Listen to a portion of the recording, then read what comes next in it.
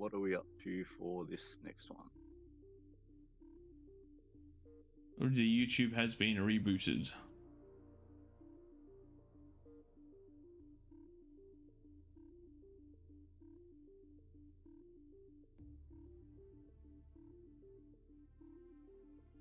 Into a throne for this next one.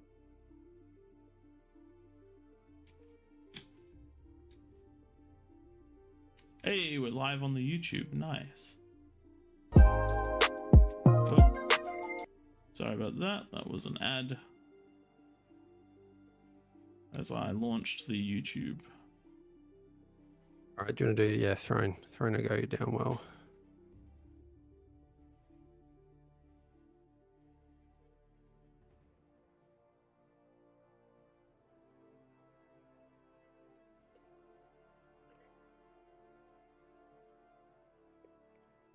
Joe Frost, I agree, but I'm not allowed to comment, apparently.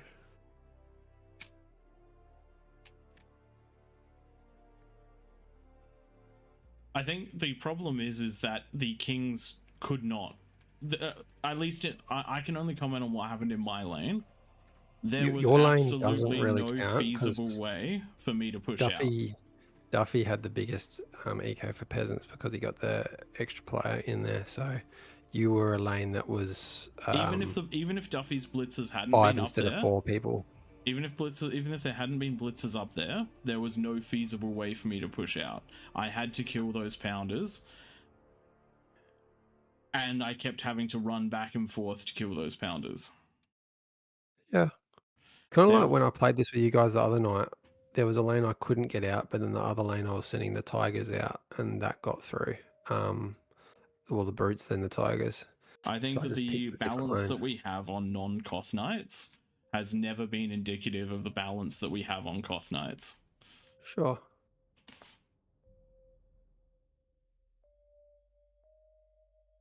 I had the highest damage dealt, and I chronography did miss it. Bit of looking at the lane that I potentially could have pushed down, because I just could never spare the units to get there.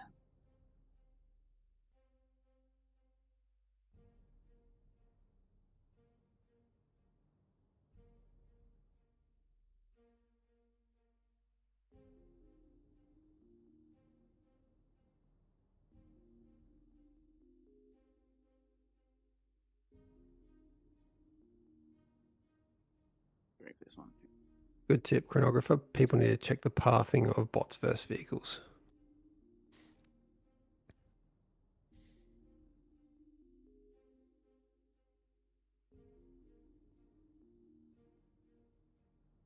Yeah, absolutely. You are right. And that's where probably had it easier last night, J Frost, is even though we had a lot of the regulars and a couple in my lane,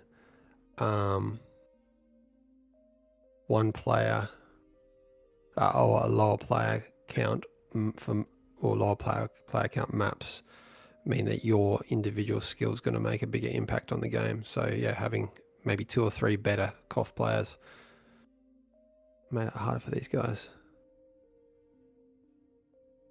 I'll just concede defeat in the argument.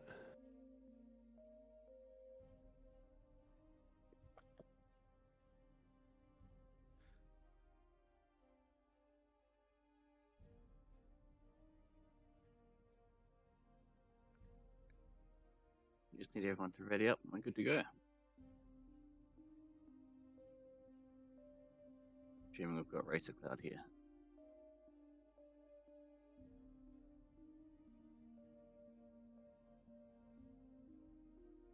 This one's been typically peasants' favored recently, hasn't it? Yes, it has. Though we've seen some pretty specky builds from a few of our kings recently, at plus 40. So we should see something pretty good in this one. I know that in the previous game, in the previous one up here, Cookie managed to get, when it was plus 30, he managed to get 4 fusions by the 10-minute mark. I copied that build to see if it was a fluke, a wind thing, or or some metal sending, and plus 45, my new build gets me triple fusion Aphis by the 10-minute mark. So that's a pretty big step up. Race car Cloud, are you there? We're doing 45 bonus for this, given the number of peasants. 29 That will be the. does seem rather too few for a plus 45 bonus. Yeah, we Look, did we can 30 potentially- something. So Last the week last with time we had 40. 30 players, we did a plus 30 bonus, and the Kings struggled. I'd say probably plus 35.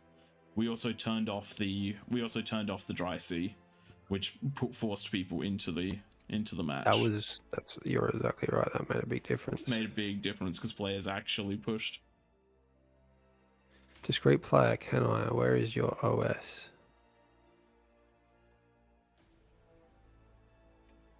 Feel free to jump down there if you've got some experience or you know what you're doing. There we go. Yeah, So we're saying definitely. 35s. Yeah, we'll do 35s.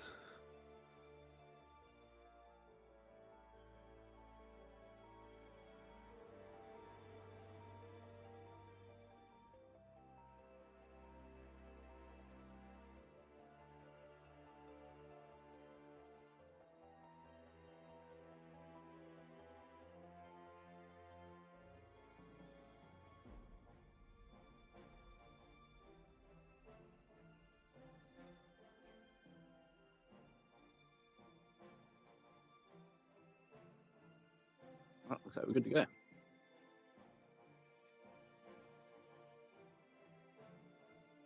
To that point, J Frost, with the lower player counts being harder to balance, on Claymore, it doesn't. I haven't found a map where I haven't found a combination of players that I go up against where it doesn't at least feel like I have options. And usually it comes down to me playing badly or doing something dumb or not reacting that leads to my downfall if it happens. But that one felt very rough. Normally, if you can make it through the first push, You can normally then have a bit of catch your space breath, to do reset. something. Whether If you it's survive the eco up first or push out or it's- anything. Usually yeah, have either more units or a fusion, Yeah. and then go again. But by the time I was even trying to push out, I was being attacked by snipers, which was I was being attacked by snipers without the ability to produce anything of value, which was a problem.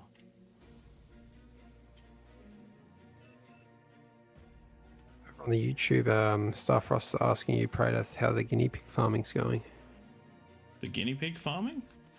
You don't remember that? It was about 3 months ago you were going on about your guinea pig farming. That was your career.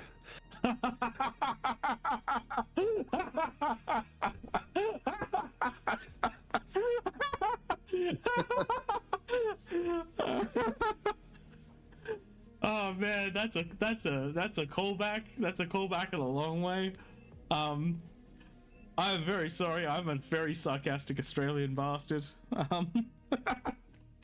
I don't like to talk about what I like do or don't do that much outside of work. So whenever someone asks that question, I'll usually just try and come up with something interesting. That's excellent. That's absolutely excellent. Oh man, I think I've been closer to being a budgie, to rearing budgies than I have been to rearing guinea pigs. Oh, that's excellent. It looks like we missed. Well, I missed one of the sections, so we don't have the air and stuff off for this round currently. Do we want to? What's that? You put those on? say again? We don't have the no air, no LRPCs, no nukes, that sort of stuff. How did it not get applied automatically? Because I missed that copy paste off the Oh no. list of stuff. Is there anything else in that copy paste? Yeah, a lot. Yeah, I think there's a lot. All the settings. Yeah. No in-game LRPC, no anti-nuke, nukes, air, the resource multiplier. Sorry, all. Jump out in there now, Tom.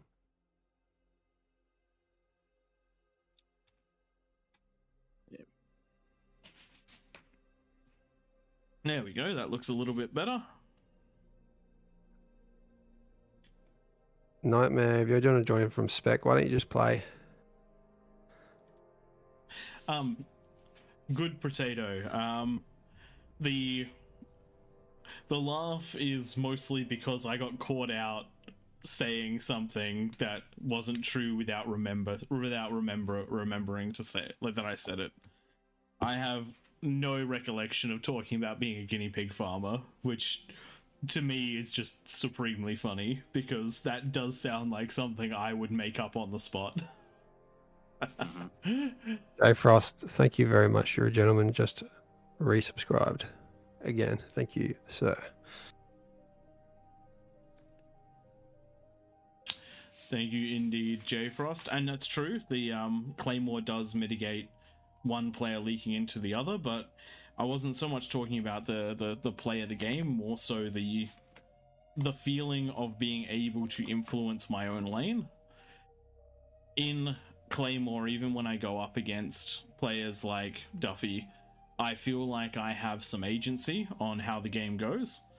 Whereas in that one, I felt like there was no choice I could have made that would have made a difference. That was the point I was trying to make. I Kill You for Fun, a subscriber as well, 2 subscribers in the space of as many minutes. Thank you very, very much, both of you. That is super appreciated. I'm very glad that you guys have chosen to join us instead of watching Max Verstappen and the Formula One. And if anyone knows the Max Verstappen song, that's one of the reasons why I like saying his name. Okay, we can probably get this one off again. Beautiful. OS 40. I doubt I'd be OS 40 if Koth was an official game type. I wouldn't mind Koth OS. That would be awesome. I reckon you wouldn't be far off that, Prey. Your win-loss ratio in Koth is very high. Is it? You're the one that tells us that. My win-loss rate on oh yeah, you're right, it is, isn't it? It's very high. It's higher than mine. I also play a lot less. Yeah. And I usually play Claymores. And I feel very confident in my Claymore build. Welcome, Commander. You can point it in the right direction. Kinda. I usually like to duct tape it to someone else and have them run in front of me.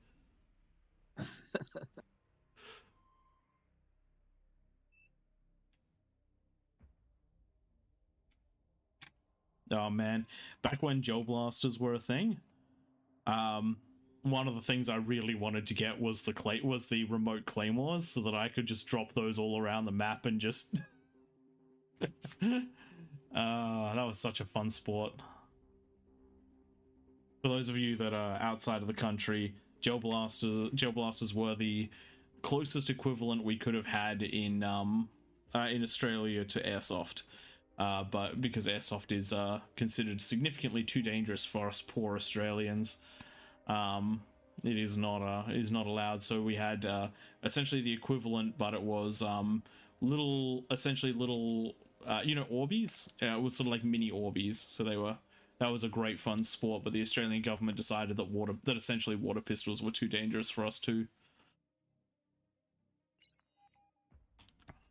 We have a very interesting government here. If it looks evil, it probably is their methodology, I think. But I'm sure they do some good things. Probably. That is a good point, Chronography. If you want a higher OS, if there is a Koth, just play as peasants because you're going to win more. So paintballing is only okay on specific fields with licenses where they store everything in gun cabinets, and you're not really allowed to own your own. I think it might be slightly different in maybe Queensland, but depending on what state you're in, the laws are very, very strict on all those sorts of things. Queensland is probably like the Texas of Australia in terms of rules. Yep. Okay, I'm seeing all green and orange, so I'm going to force start this one, guys. All right, ladies and gentlemen.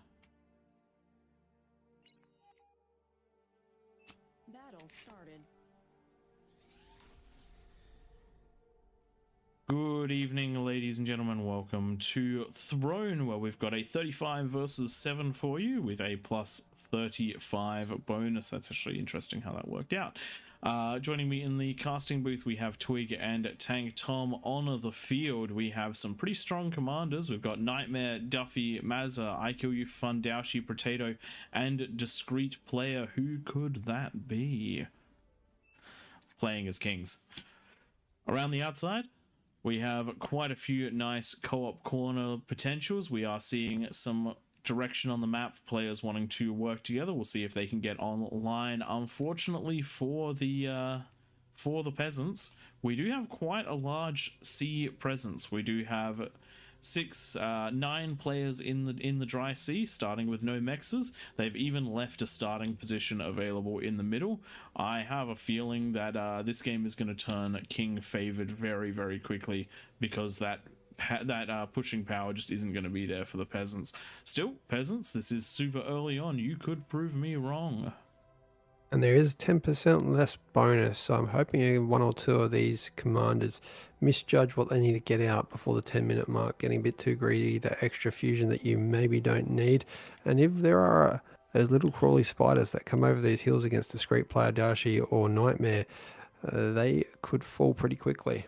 But it is usually only when Mazza falls that the game is over, when that hill falls, when the big explosions happen.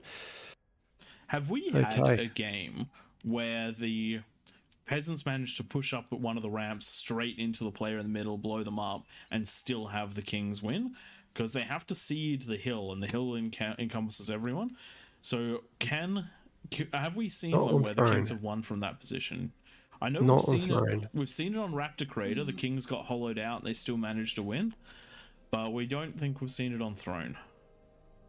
I'd love to go back and watch that one Raptor Crater game. Literally 2.5 players left. I was the half of that one. That's why I remember it. 2.5 players left, and the 2 that still were alive, their ecos were big enough, and they managed to defend the back of their base.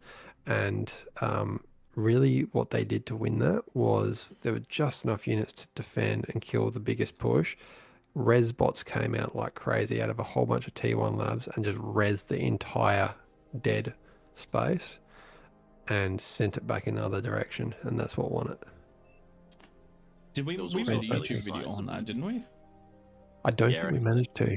Was it during that period where the replays kept corrupting? Potentially, yeah. I think it may have been during that period the replays kept corrupting, but man, that was a good game. If anyone does know which one it was, and lets us know on stream, on which of our VODs it was on, we might try and turn it into a YouTube video, because we can pull those directly from Twitch to YouTube now. Interesting tactic up on the hill we are seeing for the first time. Nightmare, I was getting excited. Nightmare, shout out to Nightmare. Nightmare, the OG moderator that helped us open these Koth games up to the larger crowd, has gone in there to play, but going into the Kami Eco with Duffy, we'll see how that goes. And it means that he gets to sit back, relax, leave the ecoing up to a pro, and then get to micro units when it comes to the fun part in 6 minutes and 20 seconds. I'm going to give another shout out actually. Over on the right hand side, we've got Psycho Pew Pew, currently T1 reclaiming their lab and building a whole bunch of wind. Very good setup here. You get enough constructors out and conversion going that you can get that eco real big, real quick, even as a peasant. Now, the reason I'm shouting out Psycho Pew Pew, right now they're working on something pretty awesome in the background that'll stop probably arguments like I had with Praetor and Tom in the last game. He's working on this, I guess, it's not an app, it's like he's got a spreadsheet. He's putting in all the information from Koth lately, and it looks awesome. You get drop downs that show what players are kings in the middle, and he's tracking games. So this, I suppose, program in a way can automatically work out what the bonus should be set to for King of the Hill. And sure, there's going to be ones where we see high bonuses recommended, and then players like Duffy will be in the middle. And we'll be like, fuck no, you're not getting a bigger bonus. But what it can do is help us identify like where we need to up the bonus for maybe lower skill or unrecognized players. So I really appreciate that, Psycho Pew Pew. I can't wait to see that as part of our nights, and I'm hoping to integrate that into our menu screens that I haven't been using for about a year.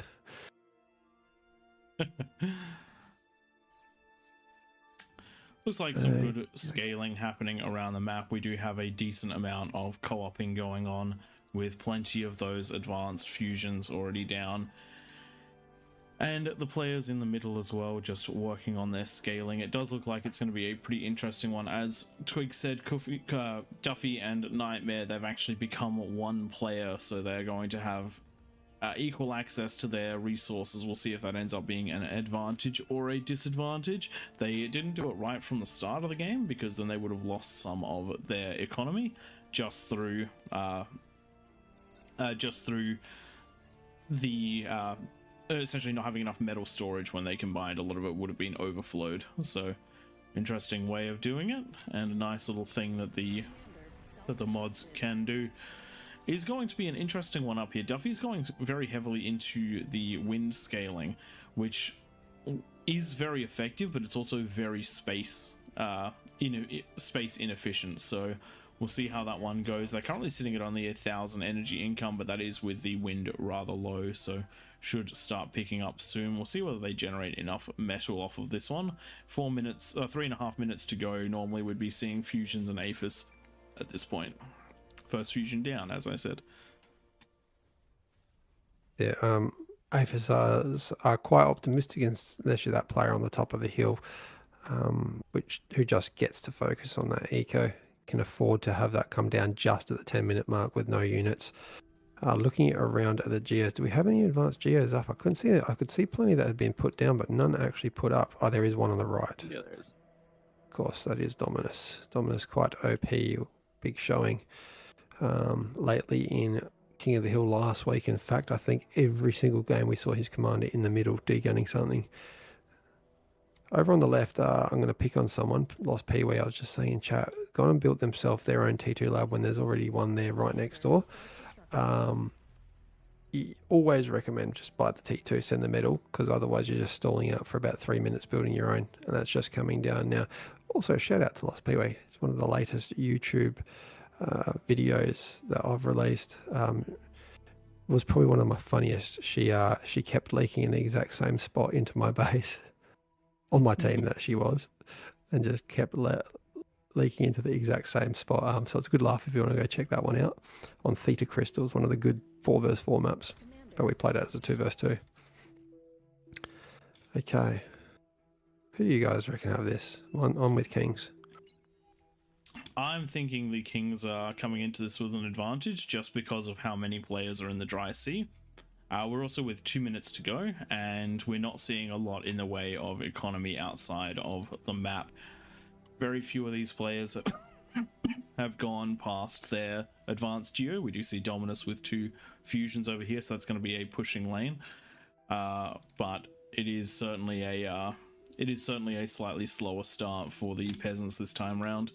That plus 35 hasn't stopped Duffy from absolutely going crazy with that economy. Does currently have 6 fusions that are either down or about to be down, and I think that last one will come down with a minute to go, so could go units, defenses all around, but very little in the way of defenses on the ramp. But these have been built in such a way that the build turrets have been built in such a way that they will be able to power out some protection. But not really seeing much in the way of units coming in, just some light things here and there, so should be interesting. Oh wow, this is Taxman picking an interesting spot in the bottom right hand corner to put the fusions. Wow, they're not fusions. That's going to be an interesting one. For those of you watching, that bottom left hand corner right there, just pay attention to that one. But that is an interesting spot for fusions. Hey, they are not fusions, Pro. Twig, that's They are. I literally had them selected and was running my cursor around the bottom left corner, circling decoy fusion over and over and over again. They're walls, people. They're walls. But I was really hoping someone would go after them thinking they were fusions.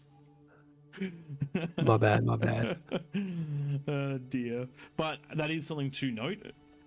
The decoy fusion is essentially the T3 wall. A T2 wall can be walked through by something like a Juggernaut or a Titan, but a decoy fusion cannot. Lava down, ladies and gentlemen. It is the 10-minute mark. Combat is on, and we do see a couple of units trying to find at least some scouting information. Ticks coming in, and this is actually one of the best possible things the ticks could try and enter into. One beamer and a couple of pitballs. Unfortunately, just not enough ticks to go in there. The other side, many ticks. Many beamers. But yeah, if the opponent goes for a greedy start like this and goes for T2 defenses, you can actually get a lot of T1 into the base at that 10-minute mark. It's probably a little late now with the snipers up and the beamers up, but that tiny little window, that 30 seconds earlier, and that could have actually been an easy break. Bottom side, we do have Discreet Player has been hit by spiders. That's a big loss coming out of them. They do have that T3 lab, but unfortunately nothing to produce out of it.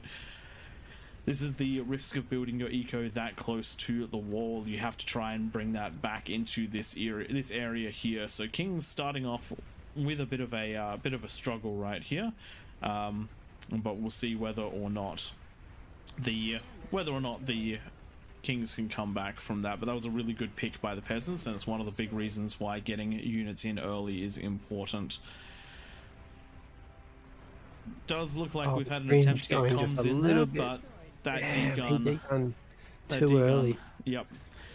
Unfortunate, because those fusions are in a really prime spot to be blown up. Now we look at all that wind that had been built over here. It's been converted now into energy converters. So that's where all of that went. Still not very space efficient, but with plenty of units coming out, it doesn't seem to be a problem. Low ground shelling on the top right hand side from Entei, just getting up there with Wolverines. This is a really cheap way of just getting your opponent to react and do something. It's causing the construction of multiple rattlesnakes, even though there's not a lot of threat right here. More comms trying to make their way in at the 10-minute mark, sorry, at the 12-minute mark on this bottom right hand side, but unfortunately the radar is up. And it's just that little bit too late. If the comms had tried to come with the initial push of ticks, I think we could have seen a bit of a difference there, but the Kings seem to have held for now.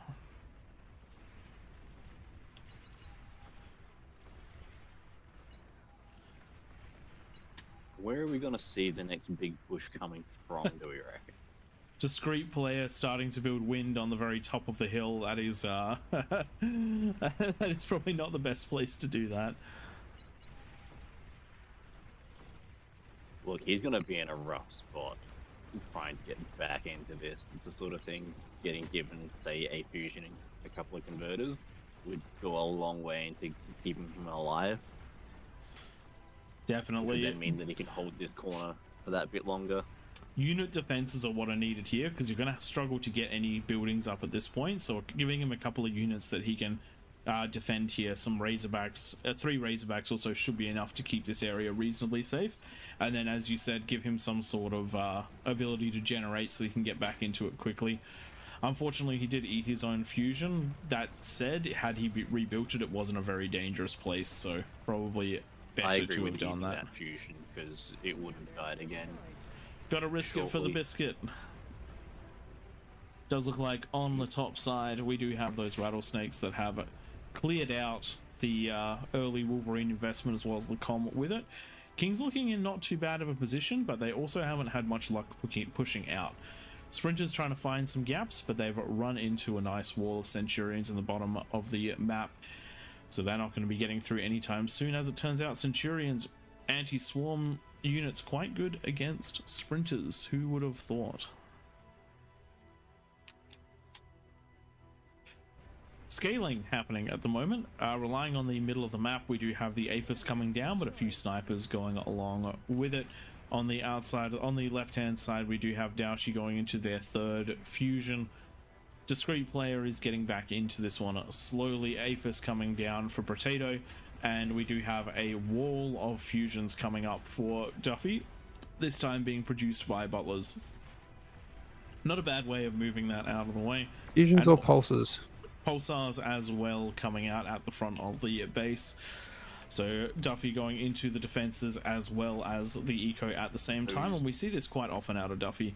Tries to get himself up to that front line point by building as much in the way of defense as possible. Pulsars are very can't hit anything that already exists. Yes, and that is in range of something that exists, which means that it is not okay. In fact, all of those are in a range. Yeah, they are gonna start getting removed. So that is unfortunate, but it is the ruling. So that is gone. Tank Tom being nice and destroying it rather than eliminating the metal. I do actually think that's not a bad call in this situation because it is not in vision range. Maybe just send a message in. Oh, he's realised. All he has to do is take out that area, and then he can build in that area perfectly legally. You just have to take the ground before you build the structures. Essentially, that's the big thing. Peasants really defensive on this left-hand side. Harry Houtin is building many pit bulls. Has got getting themselves a pulsar, walls, dragon claws. It's going to be a rough one pushing it through there on that top left-hand side. Doesn't look like those units were able to push in. That was defended quite well. Oh, this push here by the fringe, so close. He should be just going for the build power, though. It's the second mistake I've seen in that location there, where they were targeting something they shouldn't have. That's one of the things. Quick reaction with build power can make a huge difference right there. And that is exactly what we saw, that big bank of construction turrets grabbing all of those units. And the nice thing about eating those units is you do get the metal for them, which is quite nice. Tick's trying to push out to this left-hand side. They've run into some fat boys, and then they've discovered the defensive wall, which is not what you'd want to run into. Kings are being held in the middle of the map. I'm impressed by how much the peasants are actually pushing in most directions, putting the pressure on, and the Kings have slightly caught up in eco, but not by the amount we usually see in this game mode. Mazza, though, hasn't had to build many units going into their third APHIS, so while Mazza scales, it's not great for the peasants, but at the same time, while none of the Kings are getting out of the centre, you are seeing these dry seas not coming online and going ever so slowly into that APHIS phase of the game. We do see the first APHIS being dropped down at the bottom left. Very slow build though. That's got 90 seconds left. Discreet player is not having a good time this game. Right now there is a catapult firing onto the top of the cliff into his base. He's built a shield to defend it, but shields don't block missiles. So that is going to keep firing in, and even though he's managed to get himself all the way back to a fusion and is now going for the APHIS, he's building that in a very risky position. Oh my god. Potatoes. Oh, so close to that he actually nicked Potatoes. Advanced converter got it down to 50%. Huge. That range is almost 50% beyond what it should be. That's crazy far. Here we go. Look at these shots. They're so just close. short, but they're still doing tiny bits of damage here and there. That is, I have not seen a catapult punch that deeply before. That's insane. Hitting the shield. If he had two or three catapults, goes a little bit further, I reckon if he aimed for that spot right there, he would probably get those converters. That's so crazy. Sorry, we're completely tunnel visioning on this, but that is Rob the Madman. That is an angle. That is an absolute angle. Now, this is something to bear in mind. This is actually quite defensible, because to do this, he's having to get so close to that rock because he's firing at such a high trajectory.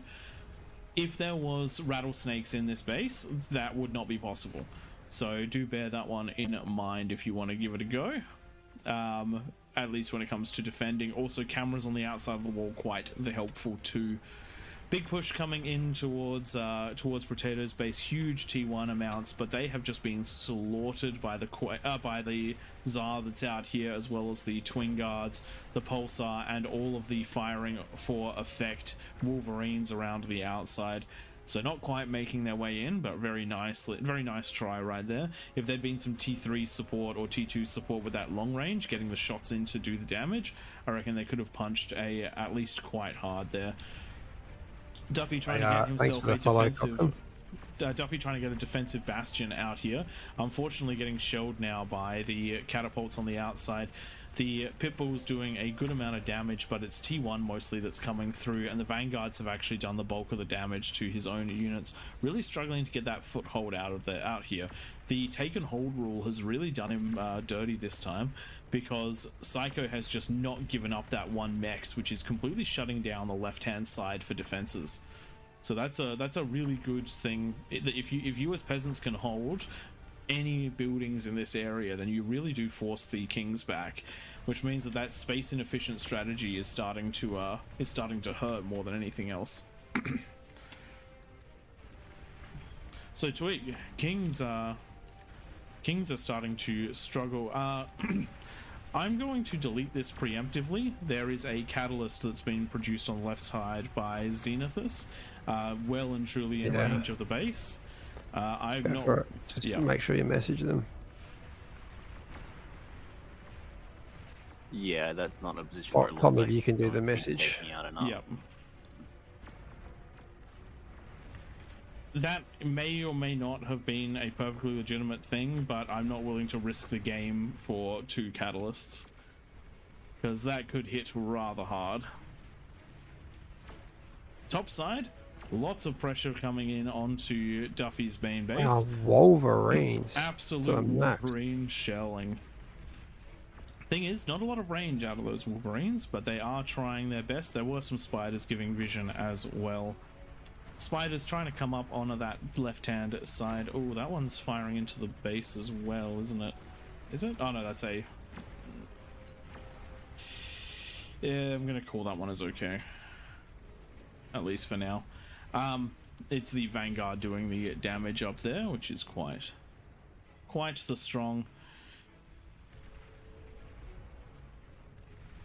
On this top left-hand side, Vanguard's finally getting those shots on that they need to start clearing out Psycho's base. T1 coming in to try and defend this, T2 walking slowly in, but those Vanguards are what were needed to really push this one out, and now he's going to be getting that Pulsar wall.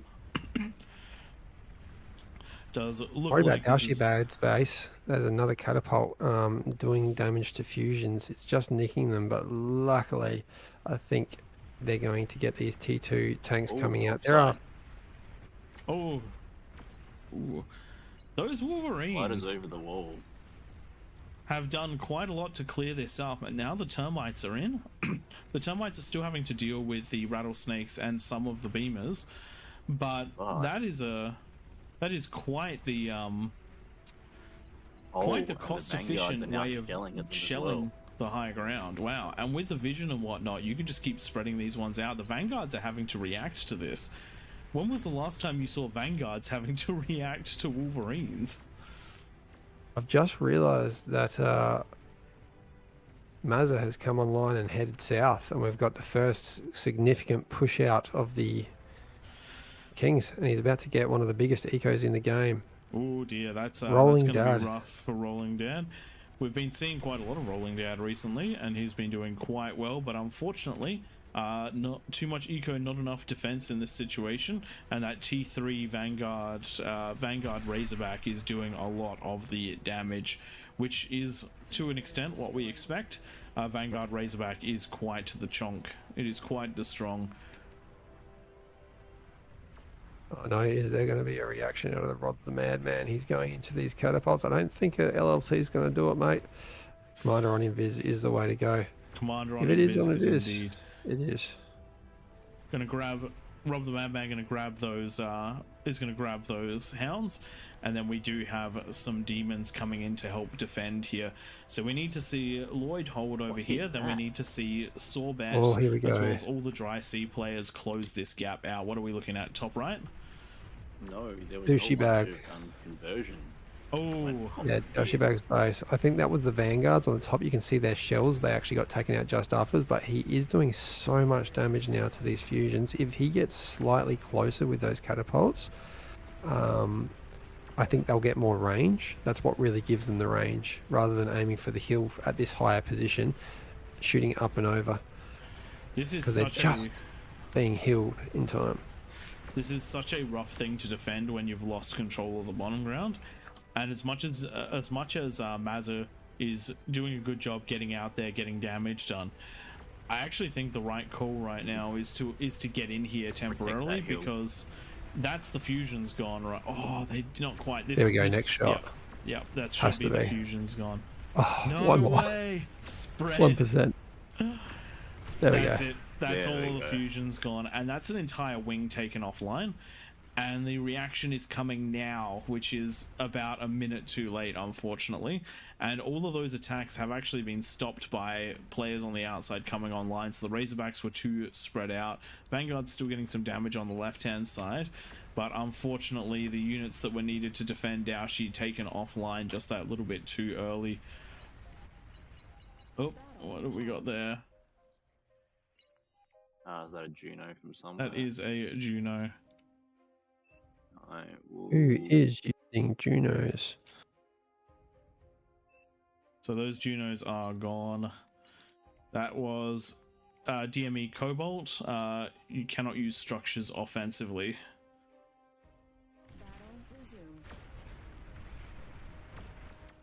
But that is going to hurt the King's ability to push out right now, because those Junos are going to hang around for a while that T1 is just being destroyed en masse.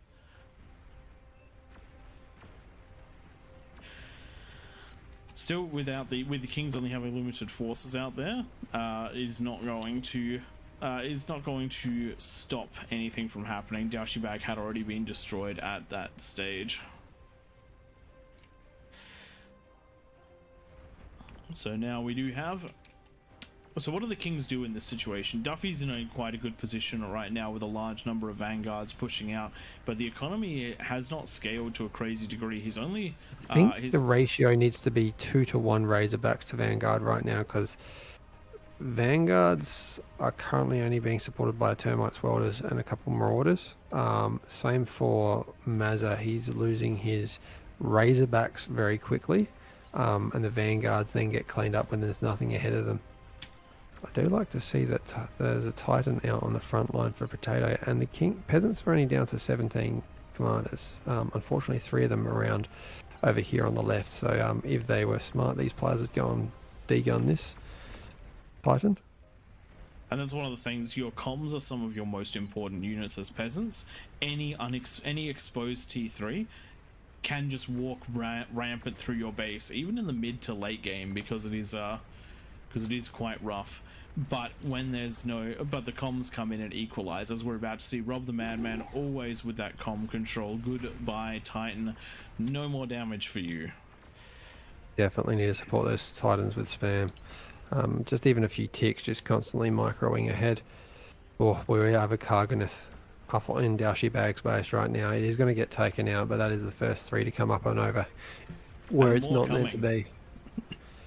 And he's going to degun just to give himself a way to the second Kage that comes over the hill. Luckily for Daoshibag, the Pulsar is going to save the day. Oh, No, it's man. not. Yes, it is. Catapults. Catapults Oh. and Vanguards firing on that comm. That is a no bueno. That entire wing is now incredibly hard to defend. Kings Algi is gonna charge right for the middle. Kings have had a rough one this time. The scaling just has the players just have not been able to scale the way they need to be able to keep up. The income 200% in Peasant favor. The damage just did not happen early, and so we're just seeing a. This is an interesting one, and maybe it aids to the fact of what you were saying with the previous game where we disagreed. The Peasants have played this one well. They have. There's a lot less of them. There was a lot less pressure from the outside dry seas, but there was a non-stop harassment from 10 minutes. Duffy just getting huge damage over into like Psychopupia's base, that was. front base and Blitz base. I also think that there was the Kings also, in comparison to the last game on Throne, played this one Top quite right, differently. check out the advanced geo. That thing's got the Great Wall of China around it.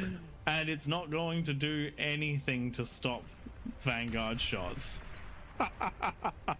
Just turn it into a prude. Oh, that takes out about 1/3 of the Discrete base. player, yeah, that has been taken out. Discrete player, you cannot use structures offensively.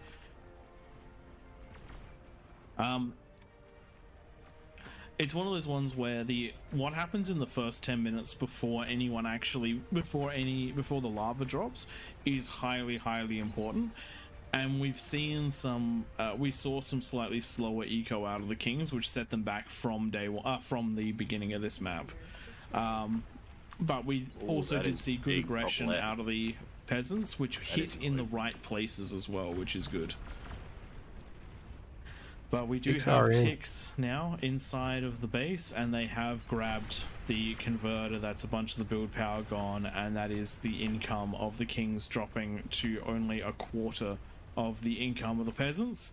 Razorbacks coming in, build power slowing down. I reckon the Kings are, even though the Kings are just starting their big push, I know this is going to be a hard push to stop, I think that the peasants are going to core them out while that happens. It's been a good one. It's been a close one. I got my prediction wrong. I thought these guys were going to get big. I mean, Duffy did exactly what I was expecting, but the pressure on all sides has really been what's turned this on its head. If the Kings aren't occupying that middle tier by about 15 minutes, then they're behind. Is basically how this plays out. If they can be occupying that space and fighting within it, they've got a reasonable chance. If they're stuck on the top of the hill because the peasants are putting the pressure on all those ramps, it gets really rough as a King to be able to then push back out later. I wonder if over on the right, Duffy's base might be falling. There's a big amount of Shivas coming in, and I was going to comment on that side. I actually think one of the things that helped this game go the way it's gone is the players that were coming in on the right put the pressure on probably the best King of the Hill player that we got here tonight. Duffy was very much occupied just dealing with his lane. He couldn't abuse anywhere. He was kept to his base for at least 15 minutes. We do have some catapults firing into the middle of the map. That is the Aphis taken down. The Shivas have been mostly pushed back, but mostly is not completely. They have managed to break that defensive line. They're now firing into Duffy's economy, and that is Duffy's wall. This is what we want. This is what we were talking about. A hollow out like this, and then come back. Do it, Potato. Do it, Discreet player. You can do it. You can do this. You can do it. But unfortunately, with the economies going down just there and a Titan defending against ticks, I have a feeling that the ticks are going to take out the economy. Kings unable to scrape the win through. So what does this mean? It means that next week the Kings are going to get an even bigger bonus. And that'll be 2 wins for the peasants tonight. So naturally, we will also bump up the bonus for the Kings the next game. If you want to jump down there, please do now. Let's have a quick look at those graphs. Damage dealt, you can see consistently Duffy was out there doing damage. Peasants, though, quite good lines running in through there as well. For the metal produced, which is the big important one, you can see Duffy's strategy was one of the highest in the game, though you do have to bear in mind that that was 2 players worth of income combining into that, which means you need to see double the line, which you basically do, which is very good, but it does not curve upwards. It sort of lineates along, which means that it just was not kicking on the same as quite a lot of the peasants there, who, as you can see, just absolutely exploded out. Nicely done, everyone, and we'll jump into the next one. We check out. Oh, actually, you know what? We probably don't have enough for Krakatoa. I say that, but there are 69 players here. We have enough. 60 is the number that we need for Krakatoa, so let's do it. And we're going to up the bonus. I am going to do the usual. Pull the creator of Krakatoa in here. See if he can remember what the bonus was that we had last week. Dominus. Sorry, mate. We just dragged you out mid-sentence by the sounds of things. Yep. Guys, there is a Discord here. Jump on it if you want to talk to your teammates, which is what Dominus was just doing. They're probably thinking, oh no, someone's invaded his house. It's been swatted. Anywho, Dominus, do you remember what the bonus was last week where the Kings lost in Krakatoa? I'm pretty sure you guys gave him like 33, 35. That's right. You're right. That rings a bell. All right, we're going to push it into the mid, maybe higher 30s, depending who jumps down there. So I'll let you go back to your friends, mate. Sorry about that. No problem, thanks. Okay. Who is down there? We want 9. 9 kings, please.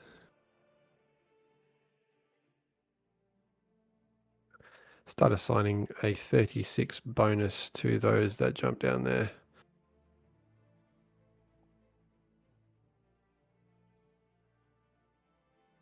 Which will be the highest bonus that we've applied in Krakatoa.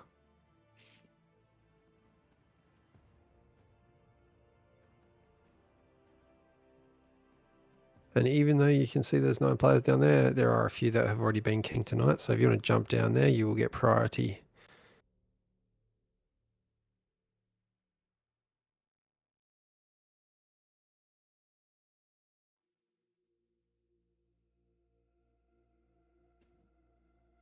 This one's 9 again, isn't it?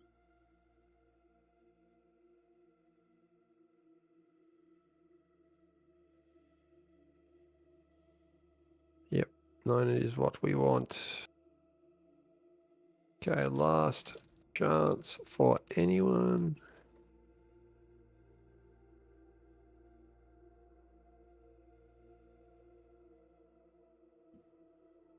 There you go, Natera's going down there.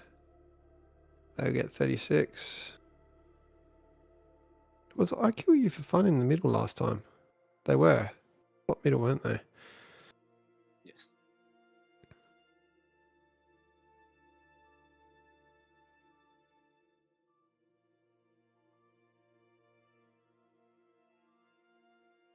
So Duffy, Dashi, great player.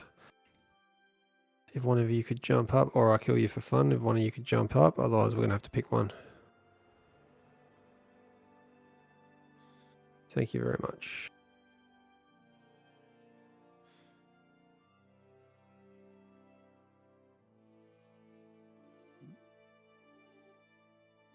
Someone jumped up. 2 jumped up.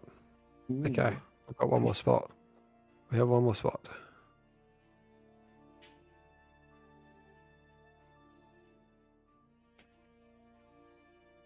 See, has chronographer been made boss? Who's chronographer here? There we go.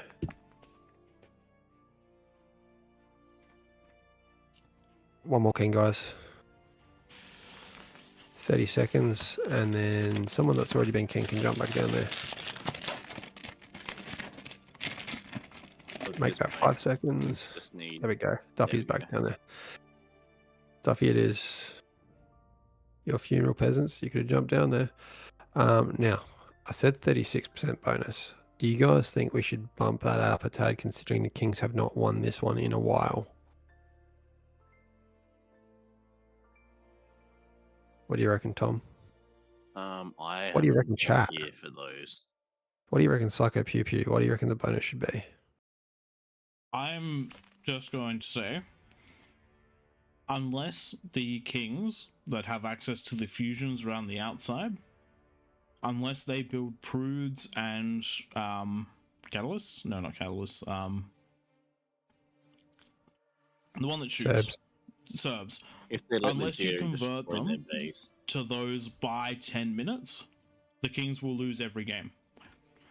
Because every single game, we have seen more than 50% of the Kings lose everything to an advanced geo exploding. So if the Kings I almost cannot want to turn do advanced that, geos off. if the Kings cannot blow themselves up with advanced geos, I think they've got a shot.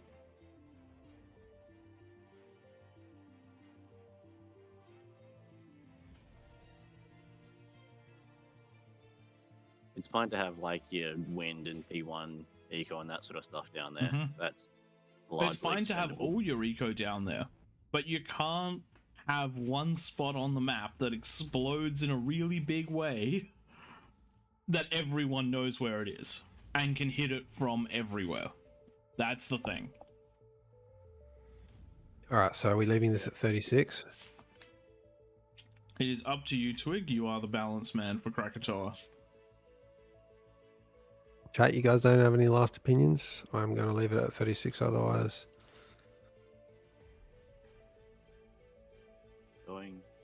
Going. Let's just see what in-game chat says.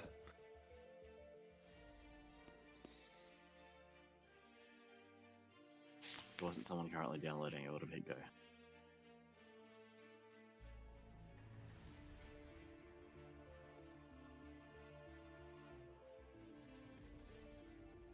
Got some mores, got some fines. I think I'm just going to leave it. Lord Power, that is sacrilege. That is completely unacceptable. And the best part is, in my entire area, there is only one pizza place that makes good pizzas, and they have a sign that says no pineapple on pizzas, and they do not offer it. They do not have it. That Completely place is unacceptable. fantastic. And look, It feels like a pizza place should. yep. And look, that's the thing. If there was a good pizza place around here that included pineapple, then I could say that you have an argument. But there are so many pizza places around here, and none of them are worth anything except for that one. And they just happen to not serve pineapple, so that's a slam dunk right there. All right, I'm going to kick this off, guys. I have made a bonus higher for the slightly lower OS player and kind of in the middle for the players that I don't recognize as much. And then those usual players that play Koth a bit more that I am sure can hold on a 36 bonus. Or I know they can because I've seen each one of them do it. I've left them at 36. All right, let's We're gonna kick kick this it off. one off. Emasculado, it can be a bit overwhelming. There's a lot going on, but do bear in mind, King of the Hills are really different and interesting game mode. It's the closest thing to PvE that PvP can be, because it's you're part of a much larger ecosystem. So there's a lot of space for you to learn, to make mistakes, to try new and different things. Well, that's interesting. But if you're enjoying it, that's the important part. And Zaroom, awesome that you started playing a couple of days ago after joining the stream and subscribing to us. This guy's got balls. He didn't even play PvE. He didn't even go and play the campaign. He came Just straight jumped into in. an 8 versus 8 with me. That's for sure. And there were like 5 players over 40 OS in the game as well. Zaroom, have you taken Twig up on his coaching lessons? Because Twig offers coaching for Beyond All Reason.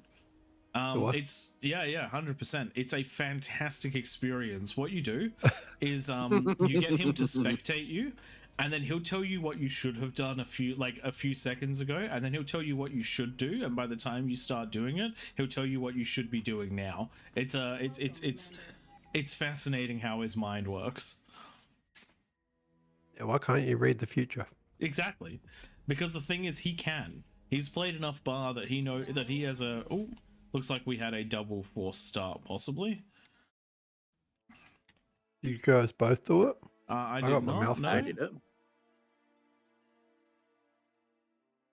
No, it's working. It's just slow.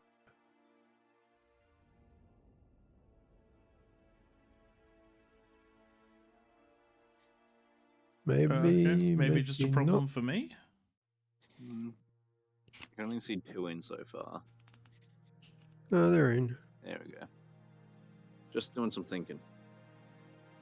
I got the game Oh, over no. screen. Oh no. Can you rejoin? I'm trying. I'm seeing a lot of orange and red so far, but we've got a few greens, so I'm assuming that people will get in Yeah, it's all good. as they can. Looks like it's working better this time, which is good. You'll probably get it where you get the slow catch up right until the game starts. Possibly. That's right. We'll give it a moment. I'm seeing lots of green. I'm seeing lots of showing up for drawing, people. so Yeah. there we go. Players are loading in. That's good. Arbiter range from the hill can hit the advanced fusions.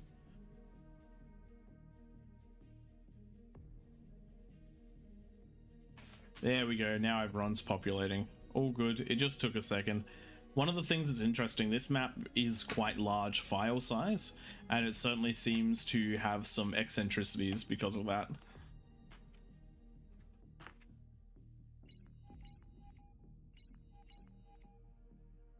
Now, peasants that have tried to spawn inside of the lava, please do observe the context clues and do not be on the inside of the lava.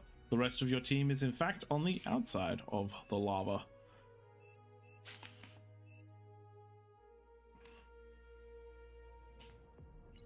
And Psycho Pupio, I apologize for putting random OSs through different players. That probably messes with your calculations. You can just call this one 37.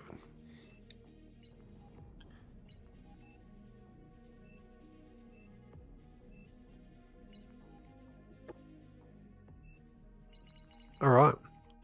Looks like you've mostly caught up, Pradith. There might be a little bit of a lag behind for you at the start. I should be. I am caught up. I'm like, everyone's loaded in. Yeah, I'm just watching some players move around, which happened a little while ago for me on your screen. Don't worry about it. You're also looking with stream delay. Yeah, there is. Okay, I'm going to force start it. There are no red dots.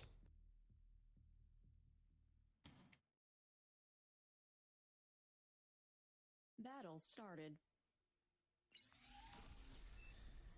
Good evening, ladies and gentlemen. Welcome to the fiery ashes and green growth of volcanic hills and Krakatoa.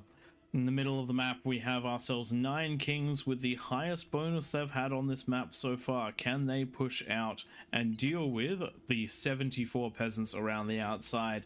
Big number of players, big map. Joining me in the casting booth, we have Twig and Tank Tom.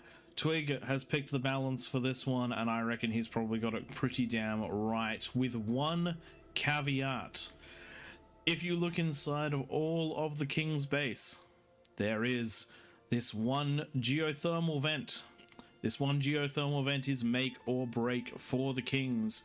It is a great source of power, it's a great source of early economy, but it is also the greatest source of problems. If you don't upgrade it to a Cerberus or to a Prude by the 10-minute mark, it can be targeted from anywhere on the map. One of the most important things is to get that one swapped out, because I've got this confirmed by the devs of All Reason No Logic. When they designed this one, they designed every other building properly. They had engineers in and all that sort of stuff, but because they wanted this one to explode, what they did was they gave it to a madman called Carl. And Carl decided that he likes things to explode, and that geo is exactly what he designed. It is built of paper, it is built of TNT, and most importantly, it pressurizes, so it is one of the biggest explosions in the whole game. So make sure that you do not have an advanced geo at the 10-minute mark. It's great to have it before that, but not after it. Walls will not stop arbiters, they will not stop vanguards, they will not stop the thing from exploding and destroying your entire base. And on that, what was 2 minutes of ranting about a geo, Twig and Tank Tom, what are your predictions for this game?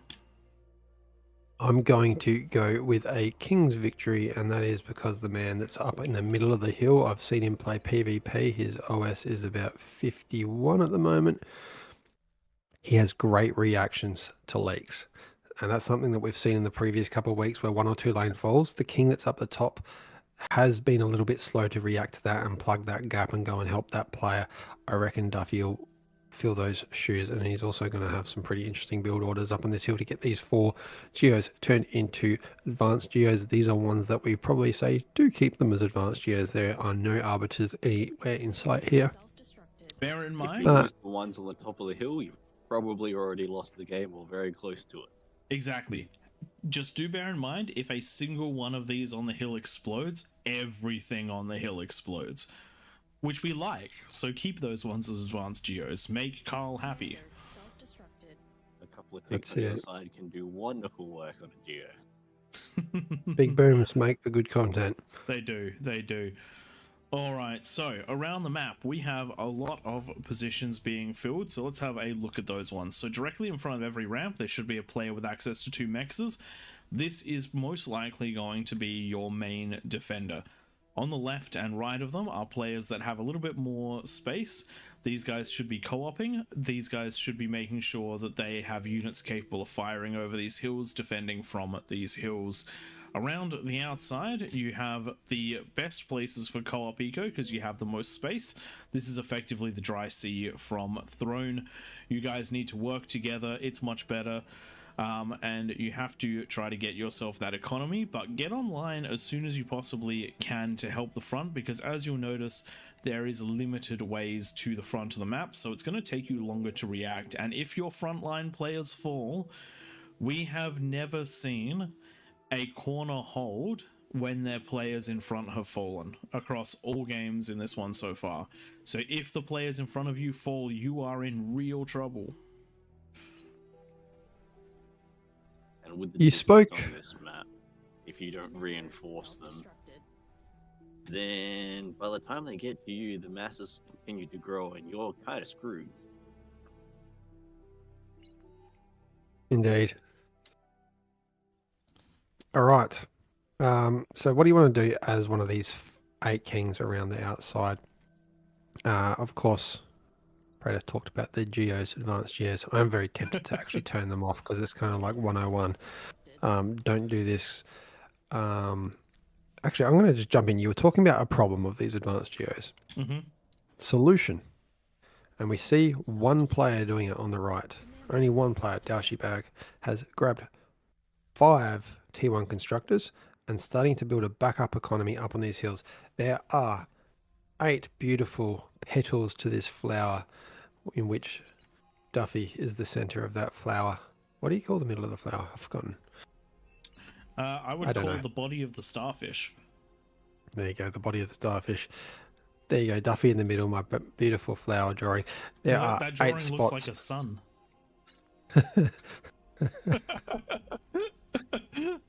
There you go. I'm a It's the builder. happy sun I'm a from Teletubbies. There you go, Oh, beautiful. it's been years. All right.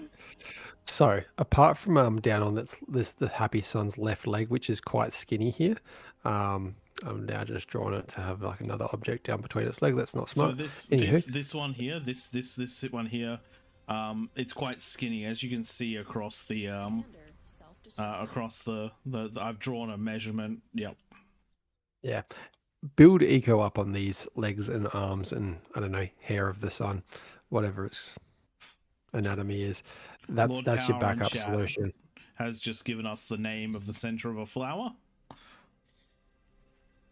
which I shan't repeat. But if you've seen Community and you know what the Community flag is modeled after, you will be quite aware of what it is.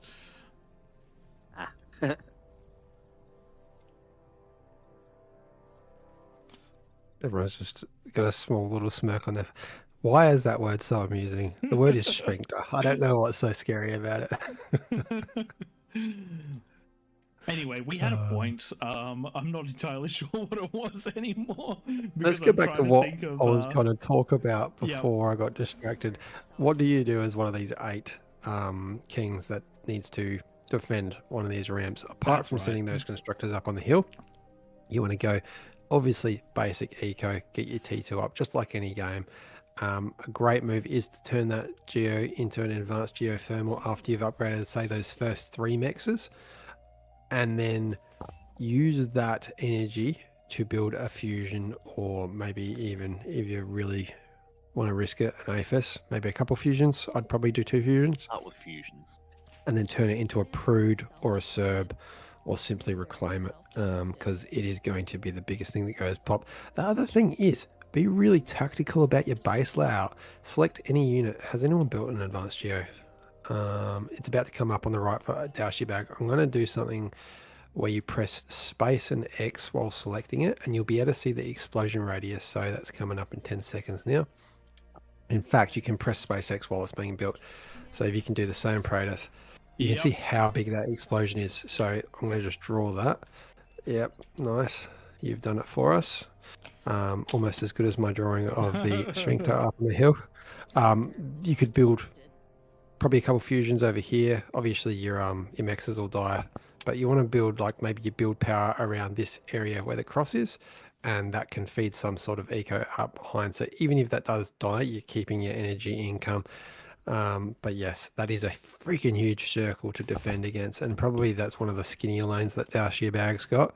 There are a few bigger ones where you've got a bit more space. Say BRP Kuro Blitz on the bottom left, he's got quite a big area, and if that advanced geo was to die, it's not taking up much space.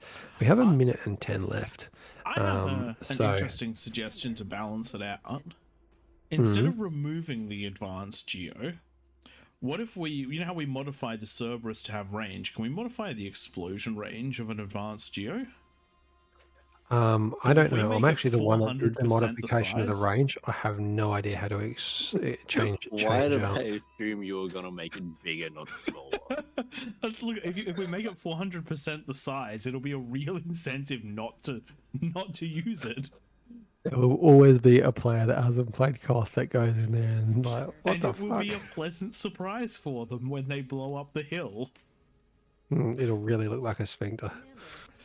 My goodness, I need to find out how to do that, and I'm just going to slot that in one game without telling you guys, and I'm going to make it like 1,000 times bigger.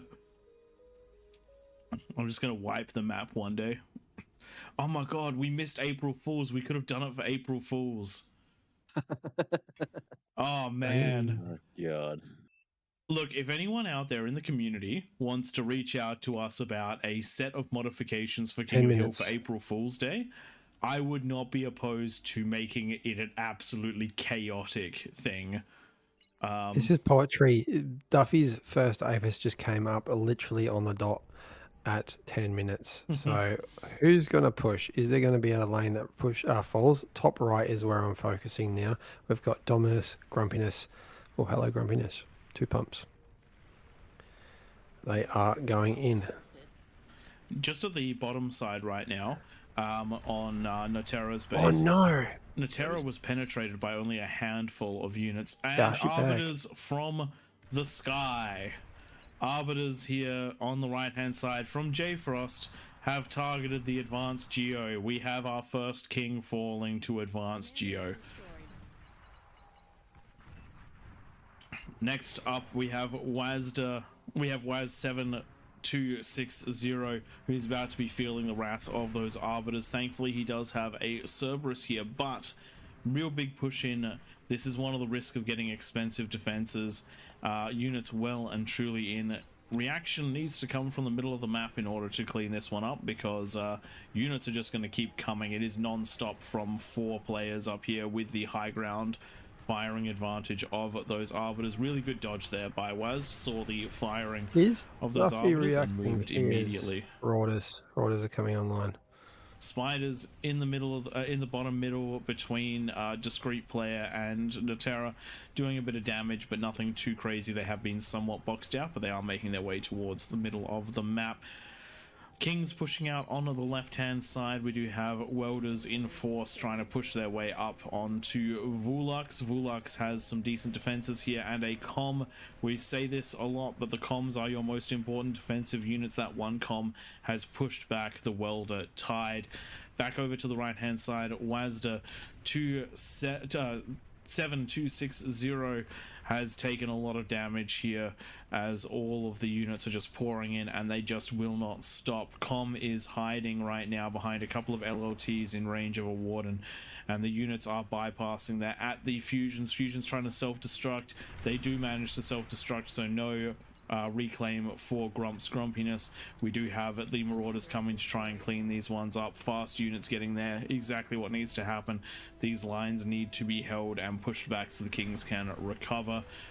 Meanwhile, the rest of the map somewhat stable, but one spider trying to make its way into the map has been identified and will be taken out by Marauders before it can do any real damage. Real tick production online though from Team Newt, everyone. Absolutely flooding the map right now off of their 6 labs. Holy, just pushing the T1 in. Peasants, I've decided that the Kings are going to struggle this game, and so the Kings struggle. Duffy reacting with Razorbacks, that is the right response for all these ticks, but as Predators and Tom have tested in game, ticks beat Razorbacks medal for medal. But they need to engage all at once. If it's a line, the Razorbacks will basically near infinitely kill the ticks. So definitely a bit of a 6 of one, half a dozen of the other situation. Kings pushing out on the top side with ticks, making all of those Sheldons. Actually, I think these ones are not ticks. They are rascals pushing them back, but it is not going to work. Switching sides, Scarv is now the main pushing force, sending the comm to delete the last of the defenses that are taking ticks out, and the ticks are heading up towards the middle of the map. Really good cleanup here. 2 Kings next to each other have just been absolutely silenced. What pressure, what insanity. You can imagine the scaling that Duffy would have done if he didn't have to react to these 2 lanes falling. So we had one OP lane where that got flooded for units, and we had one lane, Dowshy's lane, that built the advanced geo that you recommended strongly. At least we know Dowshy doesn't screen cheat out of the stream. As we said, we have a happy Carl. Carl does like it when things explode. But I don't think we have happy Kings. Happy Kings are Kings that are not defending inside of their bases. Yeah, it's much easier when you're front line at the front. Not on the left did build a lot of these persecutors way too close to the front, but given how the game's going, I'm going to let it go, especially because there were no pork that was built in that range. Just don't build anything closer than that, because we will delete it. Yes. The general rule is if it can shoot over the brown, the dirt, in between the 2 lots of green, don't build it. One day, what we will end up having is hopefully we'll have tools that can allow us to make it near impossible to break them, but for now we do what we can with what we have. 3 Kings bases essentially taken out at this point. What on earth are the Kings going to do right now? I mean, they could get big. They could, and we're seeing first Aphis coming down from Kuro, first Aphis coming down from Discreet Player, 4 fusions up for Selenix. Thing about Discreet is going to struggle because they now have to defend on the hill above them, from the side, in front, left, right, the whole shebang. But Kings, they are pushing out on the right hand side. Those Razorbacks that were being used for defense are now pushing out. They're receiving a good amount of damage from those Pitbulls, but only 2 Pitbulls there right now isn't going to be enough to push all these Razorbacks back. And if we're lucky, none of them will actually be destroyed, so all that firepower is going to remain. Damage being done right now. The retribution has begun. The ticks, though, are actually going to take out one of the Razorbacks. when you can get that surround bonus, yep, they can pump some serious damage. Razorbacks, though, are going to start marching their way towards the ticks now. They do have the firepower to keep the ticks back, and they need to grab get the commanders there. Everything. And this is the thing, smart choice would have been to move the comms into position over here, but it has not happened, and now the Razorbacks, 4 of them pushing their way in, they're grabbing a lot of the resource generators, and then that T1 spam is going to slow down. There we go, big one there. And to make this happen, all of this stuff is incredibly grouped up, so we're going to see some big explosions here. Ticks have taken out another 2 of the Razorbacks. They're going for number 4 right now, and it does look like they're actually going to get it because the Razorbacks are concentrating on that eco. Those ticks have given themselves all of the rankings, but is it too late for that little area there? Still in the middle of the map, units pouring through. It does look like the game has stabilized, though. Duffy having to respond to a lot of pressure on this right-hand side. If any of the other lanes were to fall as well, it would become real rough if you can't send your units off to one side. And that's the thing, Duffy can only be in one place at a time, so if you're forcing him to defend, he's not controlling those Razorbacks. If he's controlling those Razorbacks, he's not defending, and as you can see, defense was the choice because all those Razorbacks just went down one after another to D-guns.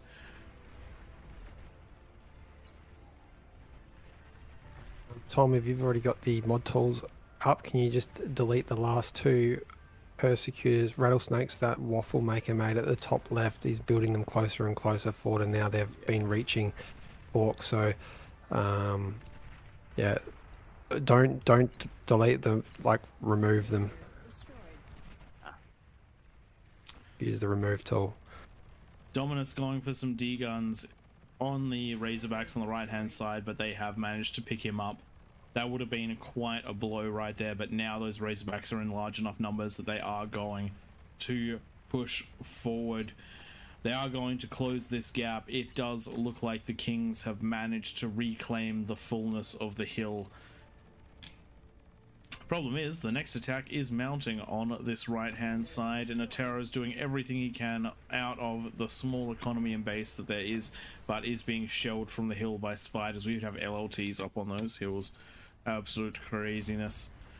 Vanguards defending on the left-hand side, firing into the termites that are trying to break their way in from Evil Potato. Good call with the Vanguards. That long range is going to let them do quite a lot. It's going to help break into this defense, which is quite a lot of defense, to be honest. We do have quite the number of pit bulls just there, but hopefully they'll get enough to break it.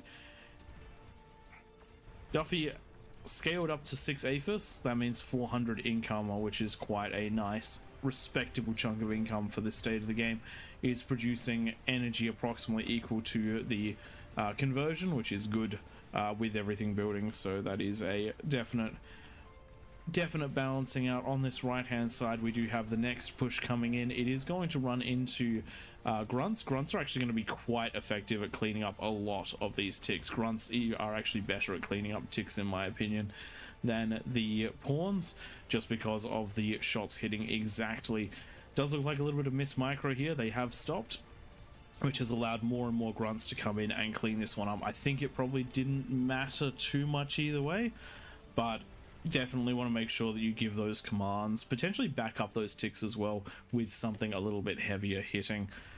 Vanguards on the high ground on the left for Dauntless, skirmishing right now with Salanax, doing a good job of it too, but Salanax is pushing out right now with Hounds. Unfortunately, Hounds not a good sieging unit, so they're getting absolutely obliterated by the combination of of Pitbull and of Beamer. Got to pick something frontline if you're going to push frontline. Now,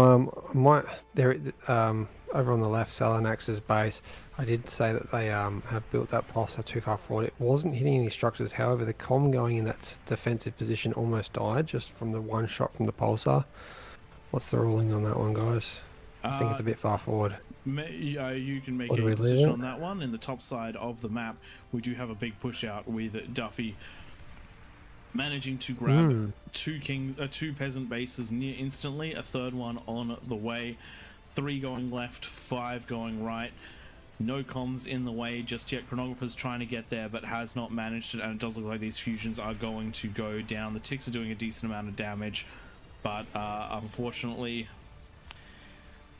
good save there by Chrono, but more coming, and it does look on this right hand side, Lindron in a good position to get some D-guns off. Unfortunately for him, the split wasn't quite right, only managed to grab 2 of those, and the rest are going to keep their march forward. Plenty of defense here though. Triple Pulsar should take out, there we go, that's one of them, and then we do have the Vanguards as well. I do reckon these Pulsars will get another shot on, but the Razorbacks are pushing back now, which means that they will find another target. You do have to pick your opportunities. I would not be trying to push my way into 3 pulsars without some sort of mass spam. It is looking tough on the right and bottom right lanes. We are getting spam all the way up to the top of these ramps. These grunts have been MVPs for defending, and now we do have the Razorbacks that were being used offensively stopping to try and deal with this. Duffy just does not have the income to stop every single problem. With 3 kings down, he's doing everything he can to get damage done, but it is only coming in drips and drabs. Even though this looks like a lot of damage, it is only small sectors of the map taking it, and the Razorbacks will only get so far. And yeah, real slow reaction actually out of some of these on the top right. These have just done way too much damage for just a handful of Razorbacks, especially when we've got a 5A for this economy here on the right. Is it? And a Morning Phoenix. Is it crazy that I didn't even comment on that because it's so normal in King of the Hill for a Razorback to get into the outside of the map and no one to do anything about it? It was just, sort of like, oh yeah, this Razorback's going to destroy half the map. That's fine. It happens all the time. Oh dear. And it is crazy that Duffy just managed to micro these and avoid things while still doing everything in the middle of the map. And that's probably why this game's still going after those first 2 lanes immediately fell. Well, you did call it. You did say Duffy would react in an incredibly strong way, and that is exactly what is happening. And we do have that next push out by Duffy happening right now. Going to be running into a lot of comm though, and it's going to be right before the Rascals get in front. So these comms are going to get at least 2 Razorbacks, probably 4. And that is 4 right there, and first comm is going down. The Rascals are now being manually targeted, now being manually moved to get vision of that comm. Razorbacks now firing on the comm. They know where he is. Will they get more, or was my prediction of 4 Razorbacks to 2 comms exactly on the money? It was! Excellent. And that means that the Razorbacks are now somewhat freer to come through. But Crobeos has been doing a really good job of cleaning things up. 2 more nice there, D-gun. 3, 4 of the Razorbacks taken out. That's 8 Razorbacks taken out to 3 comms. And that is the momentum of this push somewhat blunted. That is the crazy power of all of the comms. It does look like we have some spam trying to make its way up to the high ground. It is finding the rovers, it is finding the LLTs. But Let's just have a look over on the bottom left. We have a new player to the king position. Kira Blitz has been going out with the Shivas. Shivas hit hard. They were degunned, but the one the one commander that belonged to LP Mit Kill, whatever that name is, has gone down after taking out a few. This is a continuous line. These things don't stop, and with that rocket on their back, they're doing damage to the eco in the distance whilst taking out all the units right ahead of them. The answer to these when you don't have a big eco, I mean the sharpshooters are doing really well, but just a bit of spam in front of these as well. Shivas don't do heaps well against the spam. They do have the area effect, but if you have enough spam's good against everything. Just about everything. Shiva's very strong, but Razorbacks, I feel like, are the mid-game MVPs of King of the Hill, and as we're seeing, the Razorback push has built back up on this right-hand side. It is now plowing through Team Newt for the second time. They tried to get back online, but they are struggling. However, and this is something I talk about quite a lot, one of the ways to defend against this is to close off the gap, and we're seeing that Scarv is down here with mass T1 units trying to plug the gap over here. We also have Vanguards on the high ground getting some damage done. So we are definitely seeing the peasants reacting to this in the most reasonable way that they can.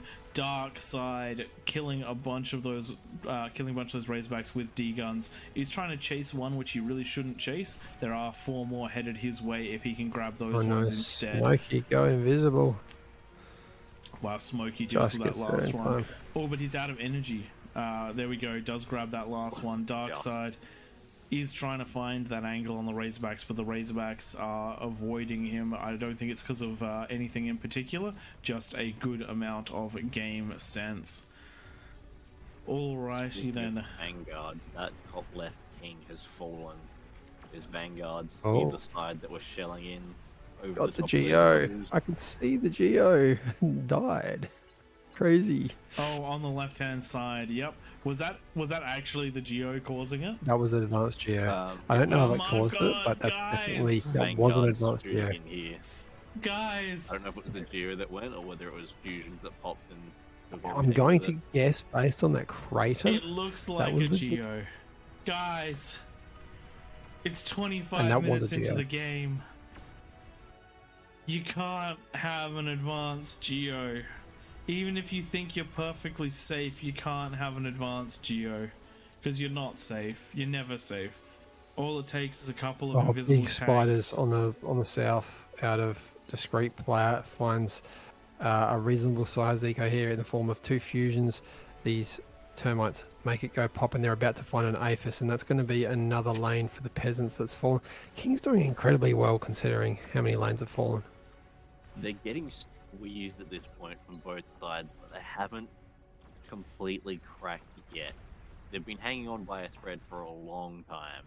One of the things to bear in mind is that the peasants are not even coming online yet.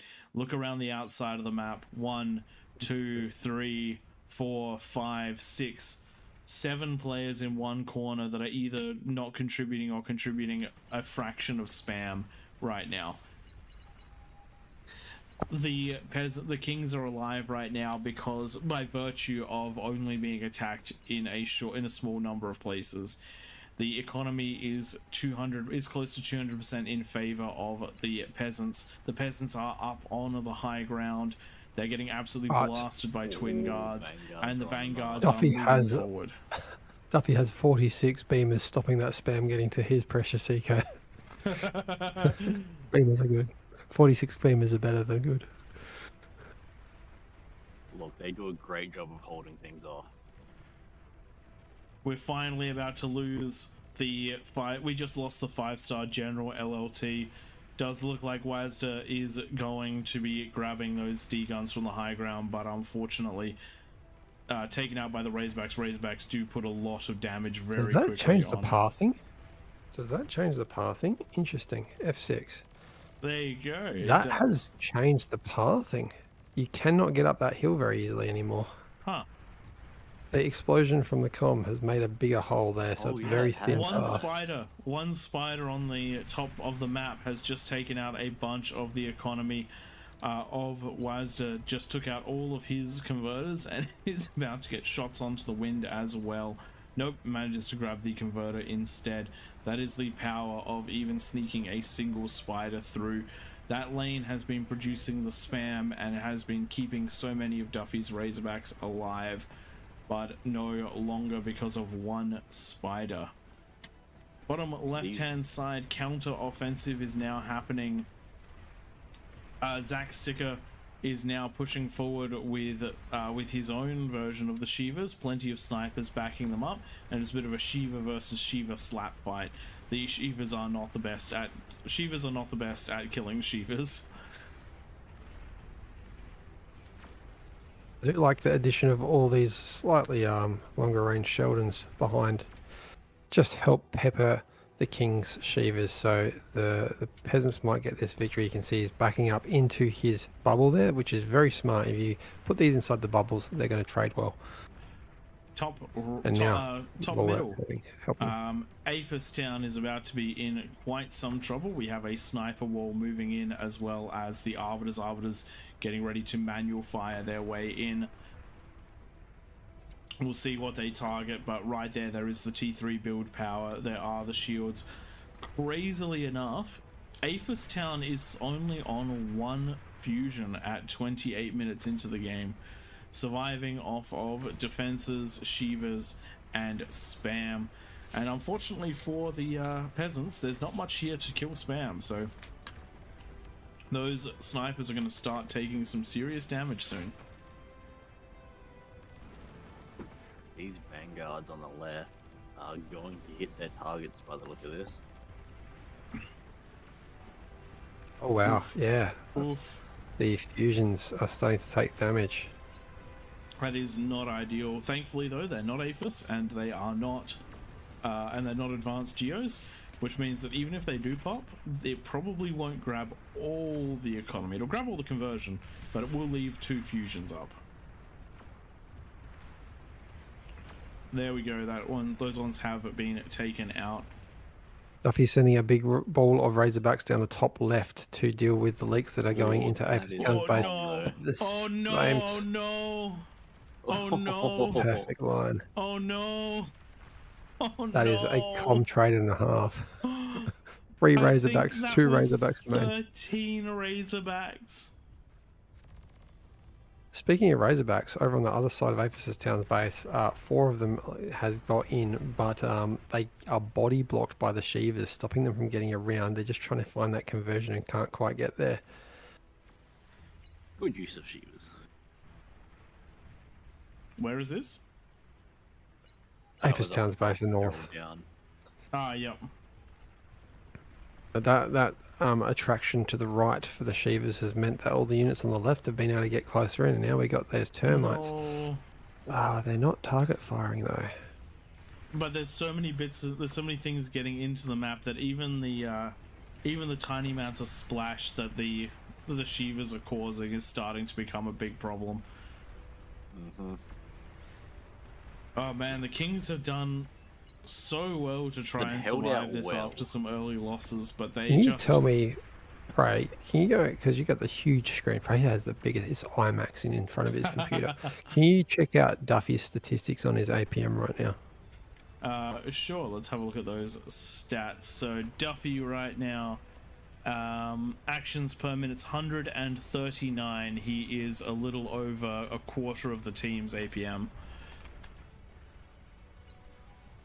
A lot going into defending all these lanes. There are 3 full-size Kings down the bottom, and maybe a half on the top, and then Duffy remains. And then a few of these guys have started building back up economy up on the hill in the form of wind converters, just getting the spam out to help Duffy's pushes. But zooming out, it's not looking good for the Kings. It is broken. The interesting thing is the King's economy hasn't really changed in the last 5 or so minutes. They've just been sitting at just shy of 2,000 metal, but the the peasants are just popping up a little bit by Bottom little bit. bottom left, there are 2 catapults being sent defensively up onto the hill. If these Razorbacks manage to just go inside the range, these are going to do more damage to their own team. Anything gets in there. If any tick meets... That is a great use for stealth Here we go. unit. It's happening. Here we go. Because they predictive fire. They fire where they think the unit is going to be. All of that build power was taken out. That is that's painful. And you can see all the pinging from Salinax pinging up onto Kuro's catapults. You're killing me, bro. You're killing me, bro. Just like man. that. It's and So the peasants have killed. It's definitely not intentional. It's No. best of intentions, but unfortunately that's the straw that broke the camel's back. I think the straw that broke the camel's back was going to come anyway. Now discreet player on the bottom. Oh no. Oh no. Kings are falling We have apart, Aphis ladies about and to gentlemen. go. 2 more shots, I reckon that Aphis is down to less than 10%. The build power, if that goes down, these are not going to be out heal. There you go. Targeted build power. No, targeting the conversion. Good Same call right there. reacts. And now it's going for the Aphis, and that missile should be it. We're gonna see a very nice Aphis splooge. Oh no, survived on 1%, 114 HP. Discreet player. Held on, but was not able to push out. We do have as much defense as possible happening in the middle of the map, but unfortunately These marauders look like they might... Oh no, that's a lot of pulsar. If they can get to some of that conversion, it's gonna make a big one of them difference there. Oh, if it didn't walk forward. Just needed a second shot. How have we not seen any juggernauts yet out of the peasants? Send 1 juggernaut and it'll just a walking nuke slowly One get up the hill. juggernaut, Control D, open the floodgates, and away you go. It's not like the kings have commanders that they can spare to take on juggernauts. You can see discreet player is about to be seen by maybe an arbiter. He does not have energy to move. Just overflow. And These 2 two arbiters. Oh, Oh. Oh, no. Oh, Oh, man. no. Oh, Oh, man. Here we no. go. Here we go. There's the Well build done, tower. Jay It's all Frost. gone. It's Jay all Frost. gone. Oh. That is gonna spell disaster for our intrepid Duffy in the middle of the map. Production is now offline. That's devastating. That is devastating. We've got one builder trying to get in there and do the building. Love the use of the Centurions in mass to stop all the spam. Look, with these choke points at the top of the ramps, just trying to get the spam to the top of the hill has been incredibly challenging. Oh no, those catapults on the bottom of the hill now doing damage to Curablitz's own base. The tick. Park those rascals next to something explosive. Yes, yes. One rascal's coming in. It's found the. Here we go, the next come one. on, come on. What are you doing? Oh, What here are we you go. doing? You had everything. Oh, here we go. Here we go. The rockets are coming in. Yes, yes. They're gonna Yep, hit the that'll do it. conversion. Defensive catapults, ladies and gentlemen. Defensive catapults. Gotta love them. I've And been right wondering now we which do is going to be have. the last kings remaining. Is it Duffy or is it Curablitz? Well, we do have a demon trying to walk its way into the map. It is being pinged by everything right now. No dice there. What is it going to be? We've just had Vanguards fire into the middle of the map. That does look like that was Dauntless's Vanguards managing to pop it. No shields in the middle, surprisingly. But that is going to be Duffy's economy out. So as it turns out, Kerblitz has managed to kill himself, kill his allies, but not before becoming the last king remaining.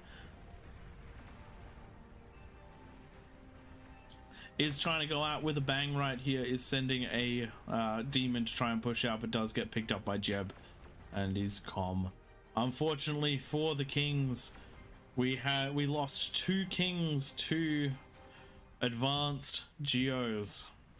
One of them early enough that it made the game incredibly difficult. Commander self-destructed. And that is a self-D out of the last comm on the Kings team. Kings have thrown in the towel. Nicely done, peasants, but Kings, oh my god, holding that game was crazy. So congratulations to the peasants. You did win this one, but man, the Kings did everything they could not to lose.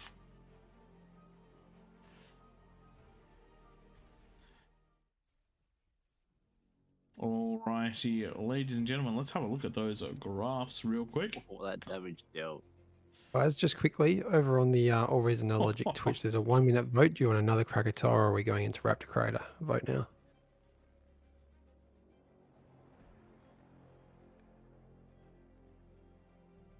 And looking at the metal produced, Duffy pulling away like a madman, but it just was not enough. Well done, everyone, and we'll catch you in the next one.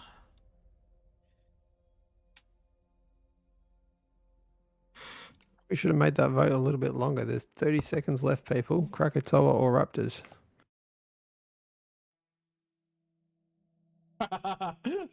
Hell's reprisal. The commentators should have warned the kings about the risk of those advanced geos.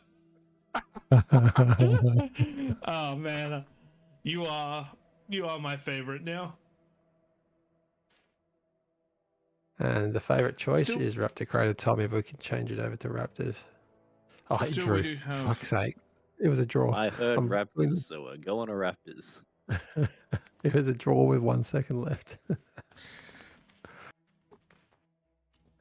All right, Raptors it is.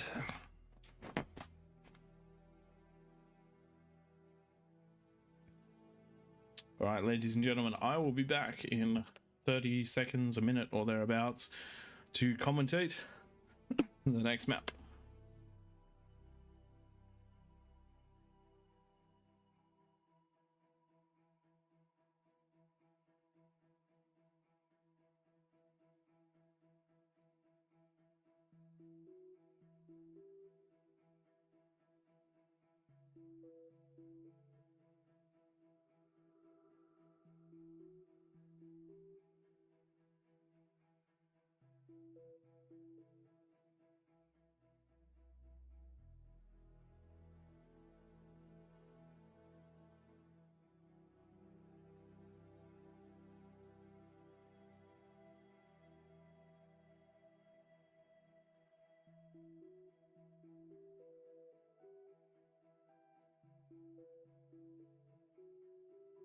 Okay. Tom setting it up Raptor Crater for maybe the final game of tonight. I'll stick around for an after party. It is a public holiday tomorrow, so can afford the lack of sleep. And if anyone over on the official channel is wondering who we are All Reason, No Logic, Twig, Praetus, and Tank Tom. Feel free to jump over to our Twitch or YouTubes anytime. Check out our videos. We usually pick the best game out of each King of the Hill and release it on the following Sunday.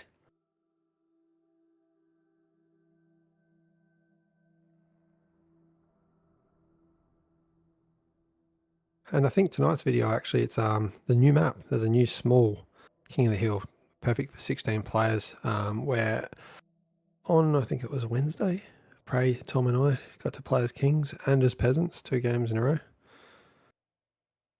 And check out what happened in that replay. It was fun. Always fun trying out new maps. And I almost find those smaller ones a bit more fun as well than these bigger ones, because one, the game keeps up for the whole game, which your computer probably doesn't have the luxury with some of these bigger ones. They're pretty good that time. You did? That's good to hear, actually. Very nice. That's a first for a while. Maybe last week's update did something to help. Yeah, if anyone wants to donate anything, please donate to Tom's new PC. Go set up a GoFundMe, Tom.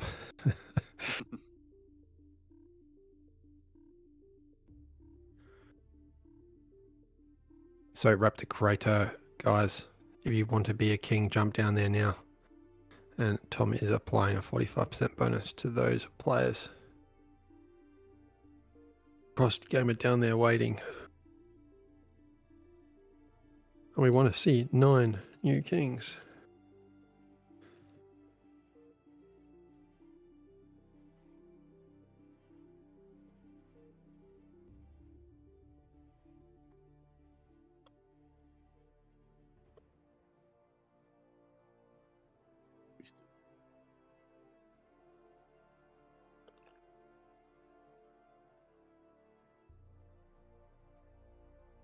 Devoneer, Tremors memes or strats? Definitely strats.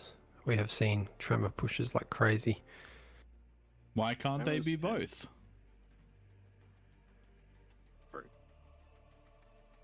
Tremors can definitely hold down a ramp. They push relatively slowly, but when they start rolling, they keep rolling. All right.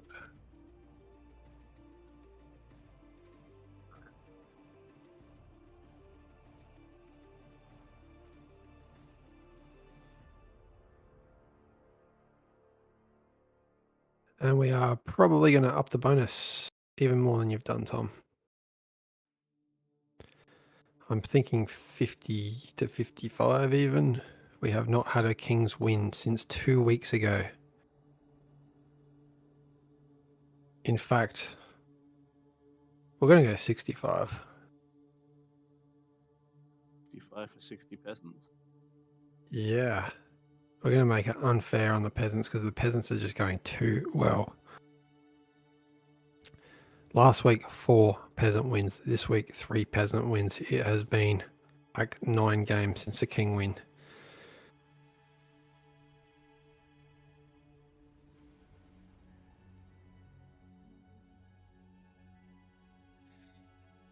I think plus 65 is a little bit much, but if we're doing plus 65, I want in. Yeah, that's kind of where I'm at too. I can win a plus 65. It's whether a lane falls around you. You can bridge a gap with a 65.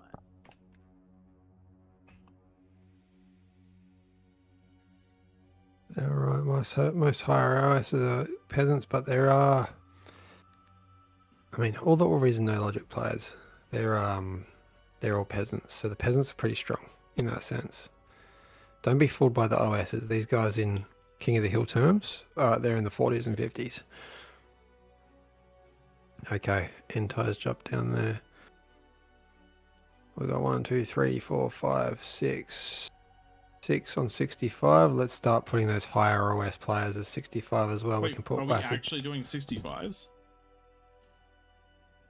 Yeah. We are giving the Kings the advantage this game because it has been 9 games since a King win. I don't think they can lose on 65. We will see. We will see. Peasants have got strong. All right. Connacht. We're going to let Connacht be a king. 65 affords you at least 2 fusions. At least. 65 bonus is 2 APHIS by 10 minutes. With 2 fusions. Now, Ziz. Hope you know what you're doing there, 3 Chev. That is the cusp of us allowing a king that we don't recognise. I'm actually even tempted to make it higher, but Salanax, sorry mate, you were king last game. All right, can peasants please stay where you are? Let's just make sure none of you have bonuses accidentally. Oh, there is Notaria is there. Sneaky. Sneaky, sneaky. Sneaky, but 100% our fault because you can't remove your own bonus. All right, I think we're good. We have 65 versus 65 bonus. Ready up, people.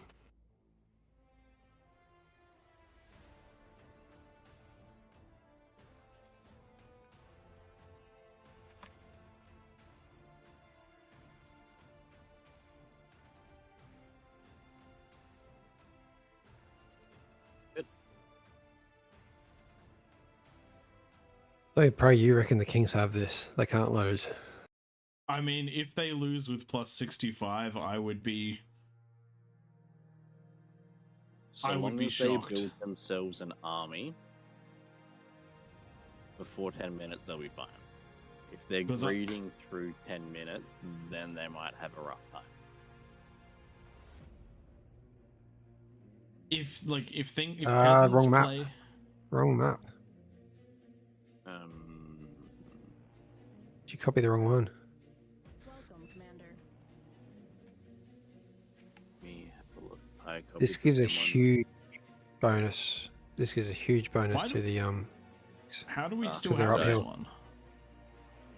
This is the Would've original been- path you've copied. Sorry, it was it's near the top of stuff. That's what. Yeah, that's not how Discord works. Unfortunately, it's just listed in the order that it was uploaded. Do we re?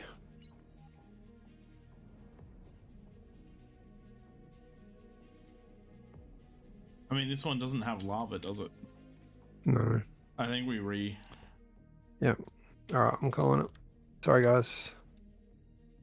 Battle ended. Chrono Gives wants us- us And to on play that on. note- Of course, Chrono I wants know. us to play on. Chrono loves that version of Chrono it. loves that The version. reason I don't love it is pretty much any peasant that starts on the 2 mix is just below the loses their eco almost straight away if the Kings push out. We will just get that one up again. I'll be back in 30 seconds.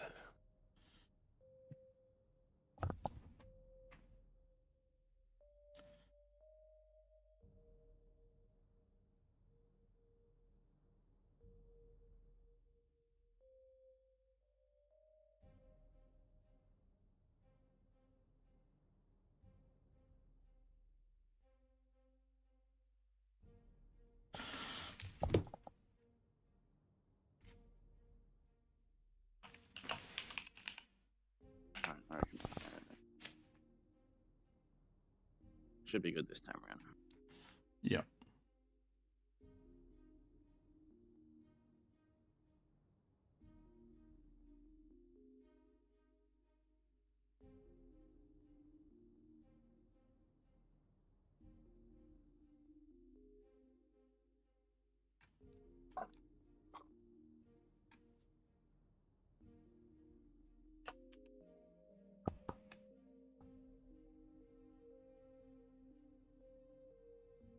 Unready players, you are at risk of being specced.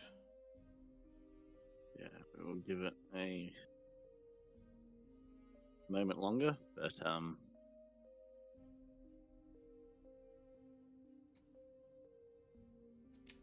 one left. We do apologise for that, and we probably could have played on if the bonus was a little bit lower, but I don't see the Kings even. We want there to be a chance for either team to win, but I don't see there's a chance if they have the hill advantage as well as that bonus.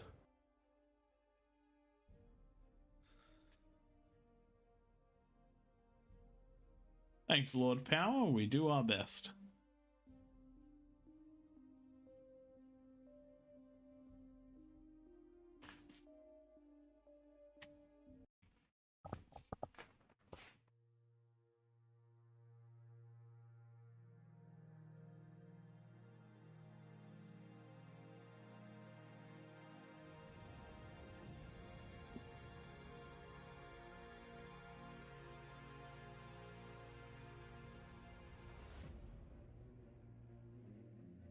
Okay, we're back again.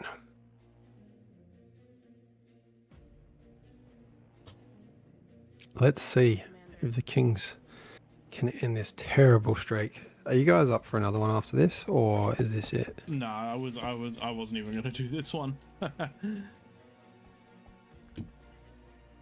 Public holiday tomorrow, bro. Who It needs doesn't sleep? mean I don't need sleep. Plus, you running your own business, public holidays don't exist. To an extent, it's also just a consistent bedtime. Yeah, I can agree with that. It takes me hours to fall asleep after one of these nights.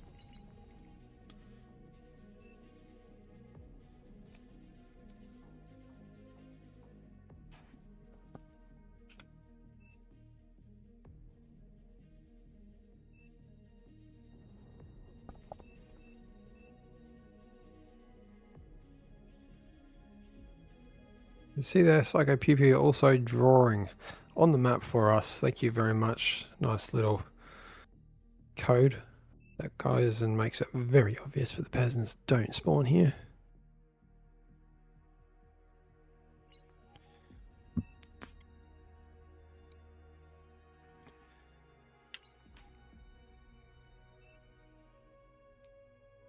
Wait a little bit longer for those last couple red dots, 3 red dots to disappear. Pick your spots, people. If you don't get a mix to start with, go up with conversion. Hand over to Andrico, over to someone. Mark by their units.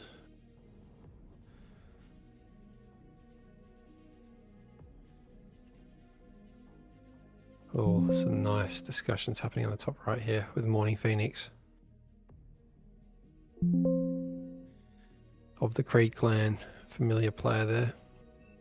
Wow, that is a huge eco potential. I don't think this eco bonus necessarily helps if you get that sort of commie going on. Does. It very much so does.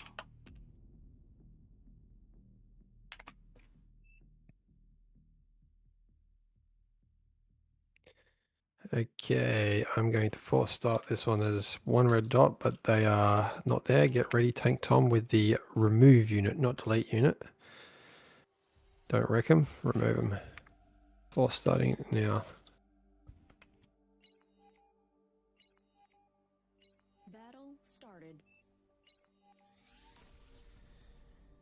Good evening, ladies and gentlemen, and welcome to King of the Hill on Raptor Crater. We have 70 versus 9, with the craziest bonus we've seen to date on this map, a plus 65%, and that is ever since we changed it to allow for the medal starting at the multiplier of 1,000. So this time they start with about 1650. Around to the outside, we have some pretty strong co-op corners, particularly this top right-hand side. Quite a good amount of players there as well, though reasonably well spaced everywhere else on the map. The question is, Check out the build. After, Check out the build. After a what build? That top right. Oh It yeah, is. they've The build put was down a T2 2 lab. wind, lab, and then don't It's- worry about eco. It'll still be up at. It will still won't be up till 2 minutes. Yeah, that's probably, but 2-minute T2, that's huge. Wow, nice. Excuse my interruption. Just had to point that out. That's not something I've seen to that degree before. Sorry, I'm doing maths anyway. So someone else talk. Yeah, that's going to be that up is- by a minute 40, if not less. They're just trying to get the build power because it doesn't matter about where the eco is. He's just getting fed and fed and fed. Oh, it's slowed down. The second this Yeah, that- eco stops being fed in, you can just see that number jump from like 10 seconds down to up to 40. And having him build T1 constructors at the same time is actually slowing him down as well. Yeah, that last. Oh, there you go. He got fed properly then, and that's the end of the lab, and that will be easily enough to get out two T2 constructors as well. Nice. 2 minute 2 minutes T2. 4 is a very quick T2. Yeah. If that metal came in that bit earlier, probably could have done it in about a minute 40. So 2 minutes 4. Don't know if that's the fastest we've ever seen, but it's damn close. And down the bottom right we have, oh no, that's a T1 Legion. We turned Legion on, didn't realise. Top left going into their T2, but it's only one player. I'd love to see a bit more cupping up there. Bottom left, same again. 2 advanced bot labs going down at once. Guys, share your metal. Just buy a T2. It's so much faster. Over into the middle. You can see Curo Blitz has taken the 8 mexes in the middle. We have a lot of unfamiliar faces in the middle. We've got Crossgamer, Sawfish, Waffle Maker, Knock and Troke. Knock and Troke. Did I get that right? Aziz, Squeezer, Wassid, and Ty. A few names I do recognise, but we don't see them all that often. Sawfish, don't forget to build your extra mexes. You do have access to quite a lot of mexes in this one. Did anyone go Legion in the middle? Yes. Great question. Yes, we do have a Legion in the middle. Very good. Legion Yes, is it incredibly is. strong defensively early on. Does fall down a little bit offensively because with the rules as set, they don't have access to any of their long-range T3 things. Interesting. Entire going into hovercraft for their opening lab. Not seen that before. A slower build. Do they have more build power? Build power of 115. They do. That is, I think, the highest out of all of them. It is.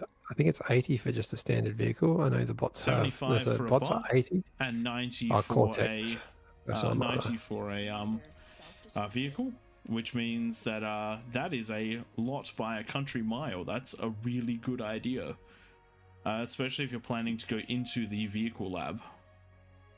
Don't mind it.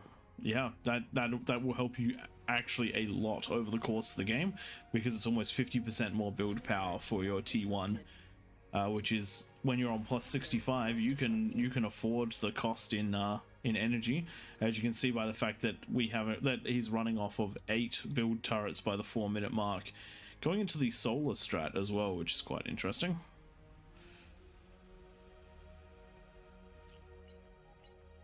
I mean, advanced solar's 80 energy a pop.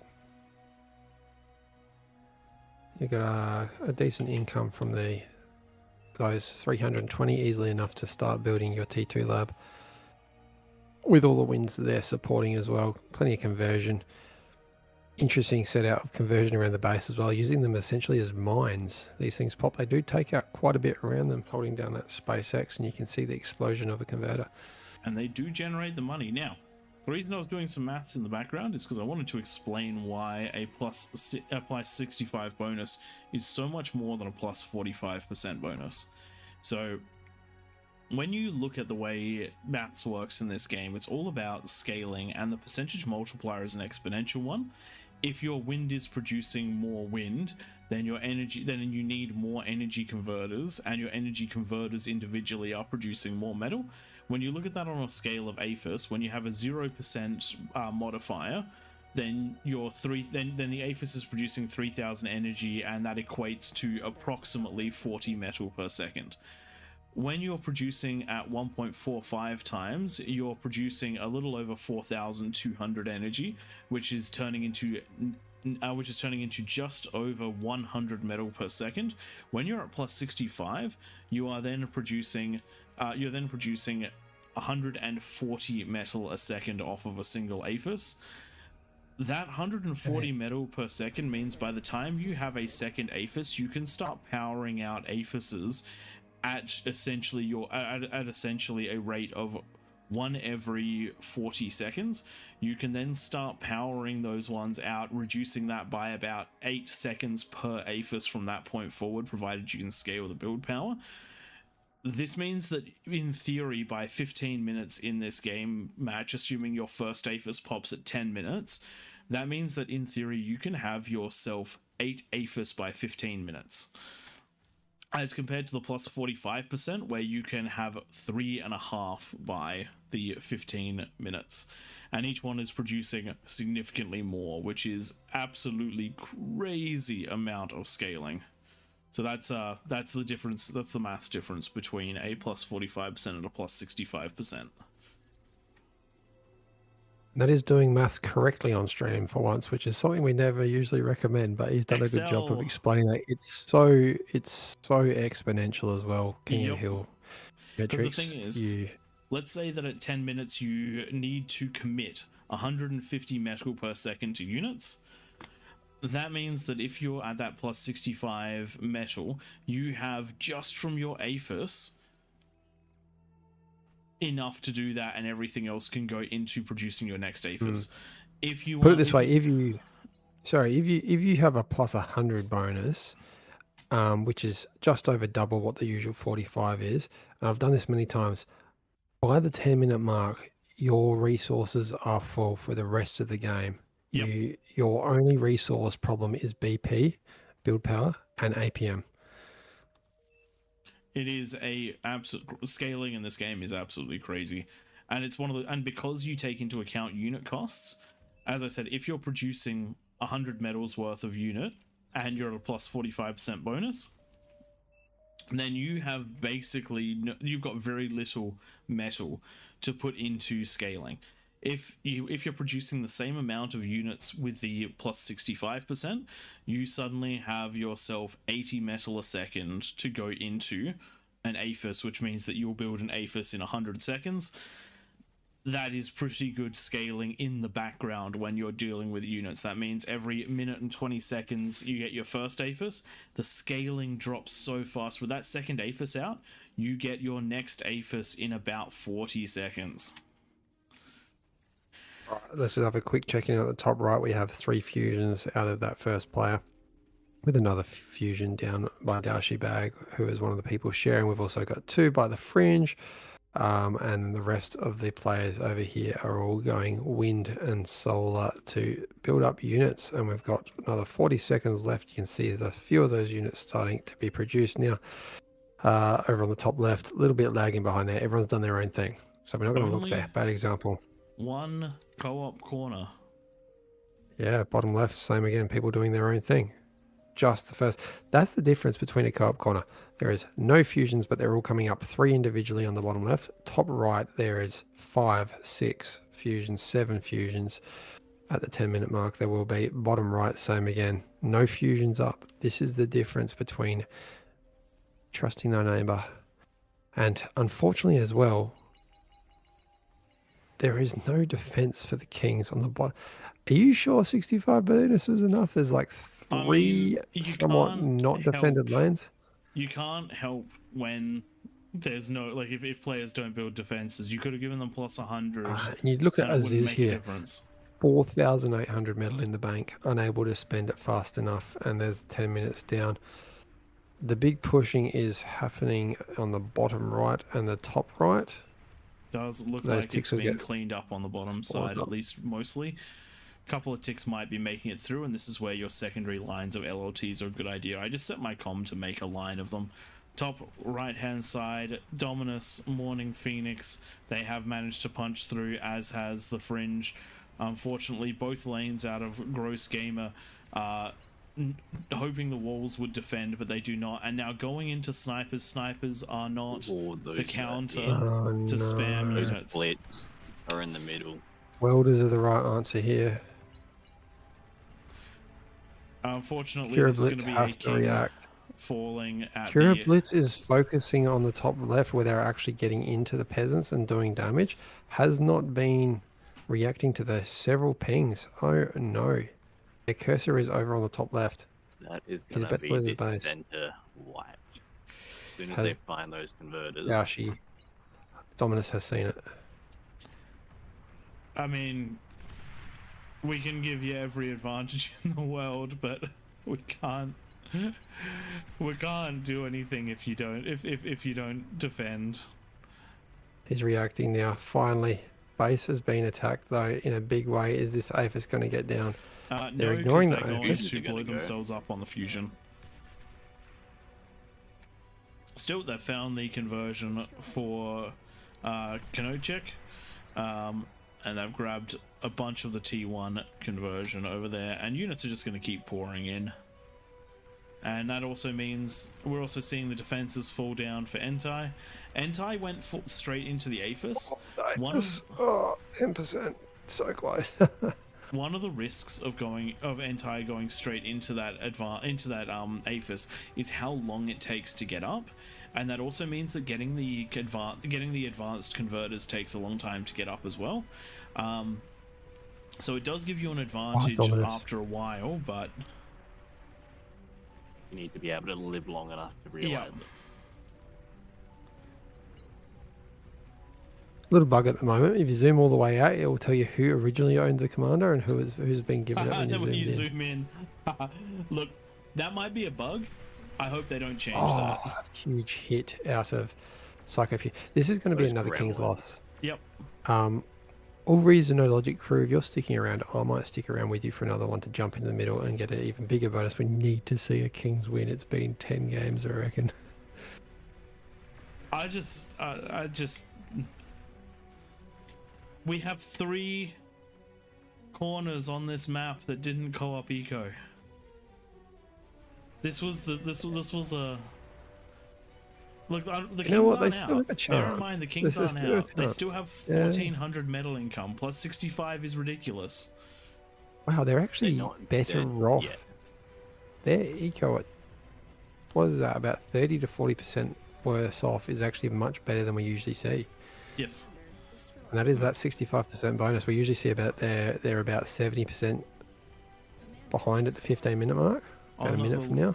On the left-hand side, we have a spider offensive out of Nockentroke.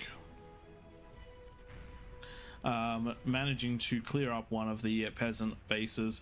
On the right-hand side, we do also have Quakers firing to the high ground from Entai. The Quakers are going to have an interesting fight with J-Frost Arbiters. J-Frost has been doing very well with those Arbiters, but the Kings are scrambling to plug hole after hole after hole. What I'm waiting for is that next wave of invisible units trying to break their way into the base.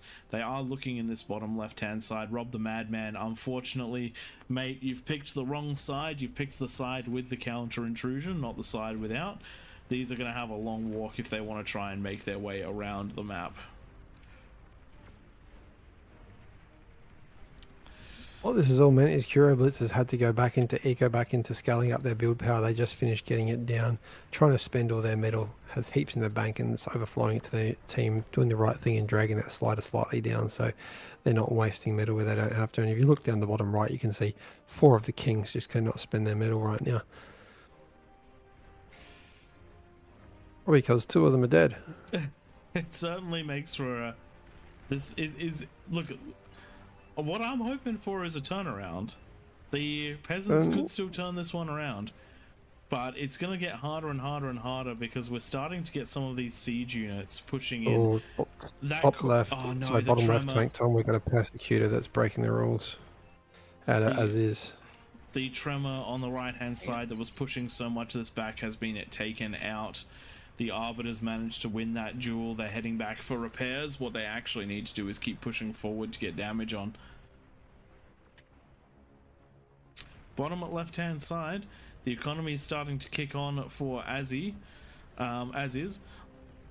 And he's starting Actually to get remove the them, don't T2 reckon. up the ramp. Mammoth defending a bunch of Sheldons and very little in the way of defenses here. And because there was basically no co-oping in this corner, all the players here are just working on their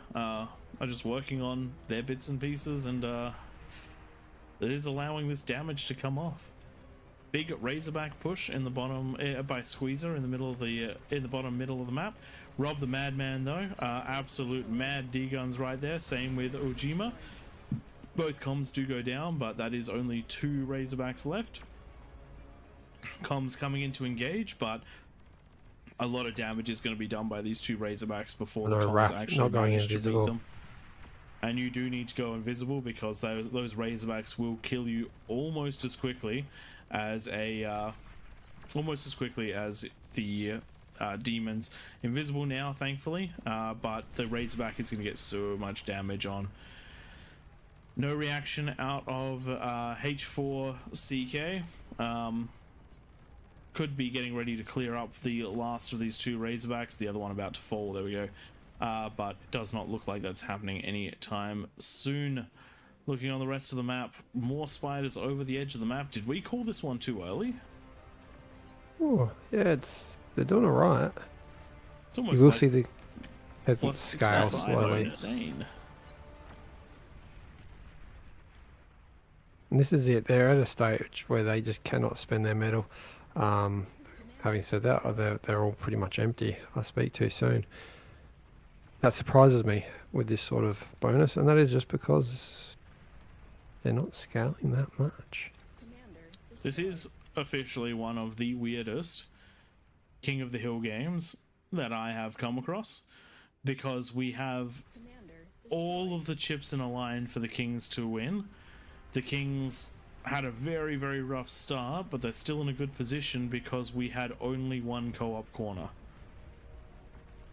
Entire would be having a rough game at the moment because he's about 30 seconds behind. Oh no. That does explain the Tremor Tech, if you can just keep those firing in one place. Yeah, if you just keep the lane Just seal it off. shelled. Just seal Yep. it off.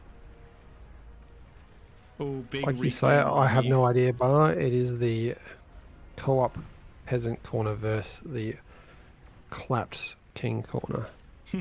That will be where we see this game win or lost, I think, for the peasants. Wazda's doing a good job scaling, but he's starting to get hit from the high ground by an Inferno.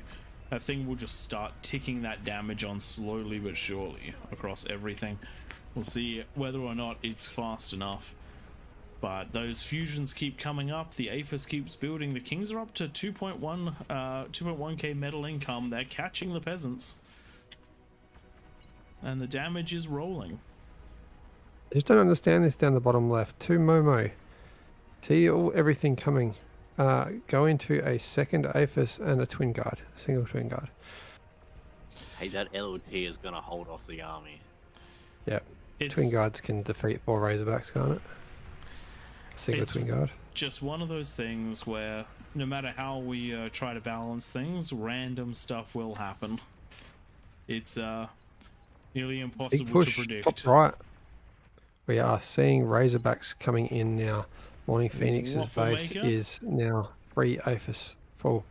Waffle Maker Waffle in the Maker is right not position, doing well. as is the Sawfish, trying to get those gremlins in place to intercept so that the Razorbacks can take it out, but they are going to be walking into range of a lot of defenses to do that. Got to find the way into the map safely.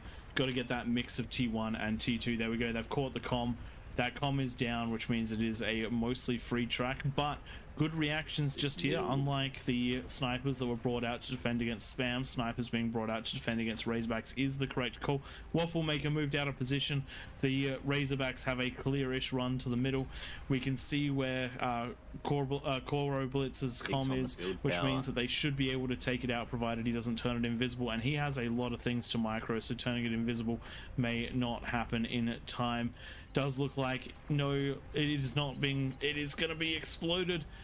There we go. The Razorbacks can walk their way into the middle somewhat safely. The Keres is going to do a lot of damage to them, but can they grab something important before they go down? The Blitzers are here.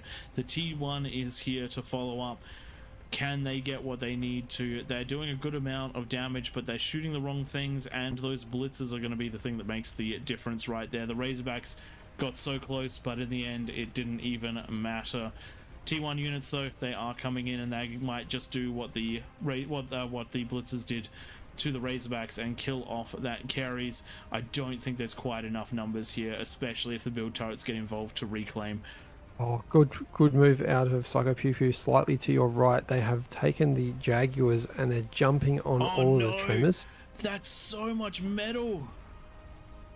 Each Tremor costing 1850 metal. Oh god, and that's all but 2 of them down, and no, all but 1 of them down because the Tremors fired on themselves. Psycho Pew Pew, what a move.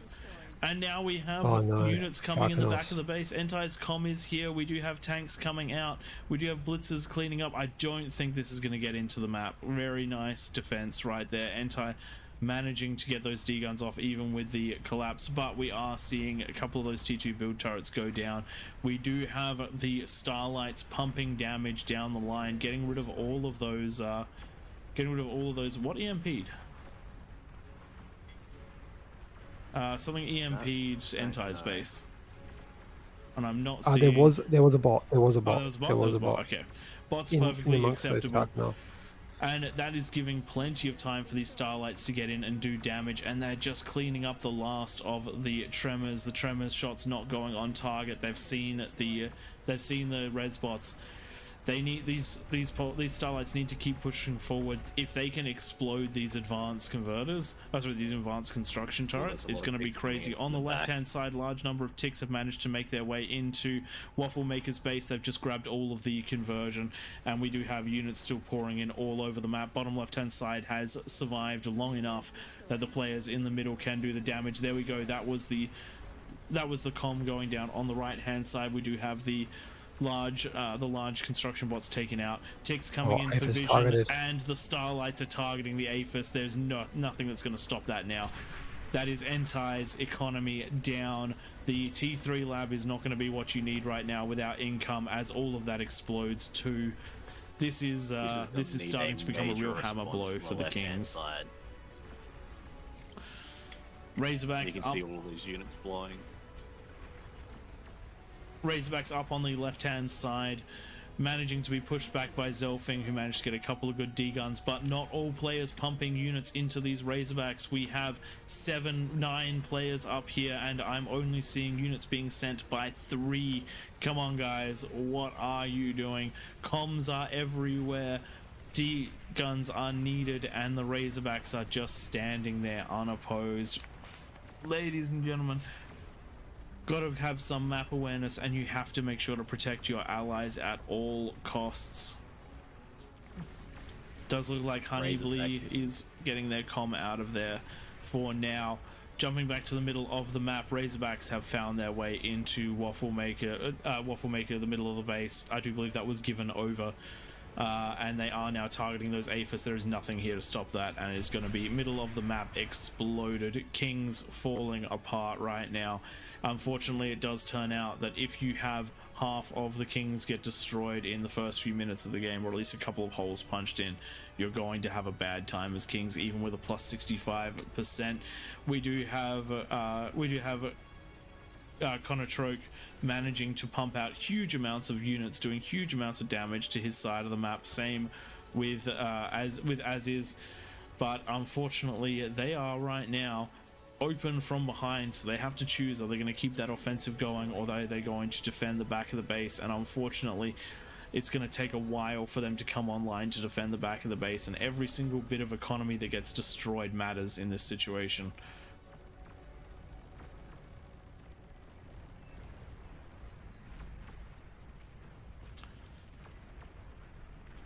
Economy still at that 1900 to 2300 out of the Kings. They just have not been able to punch past that. They keep losing too much, despite the fact that we're seeing the Aphis scaling out of a couple of these players.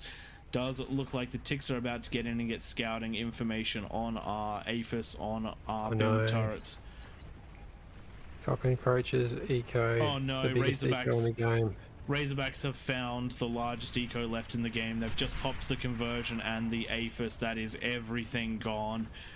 That drops the Kings all the way down to about half of what they were at a few seconds ago. That is a huge amount of economy to be lost. Kings reacting best as they can, but the forces are here in too much mass. Those Starlights have just been on a wrecking spree, taking out T3 units.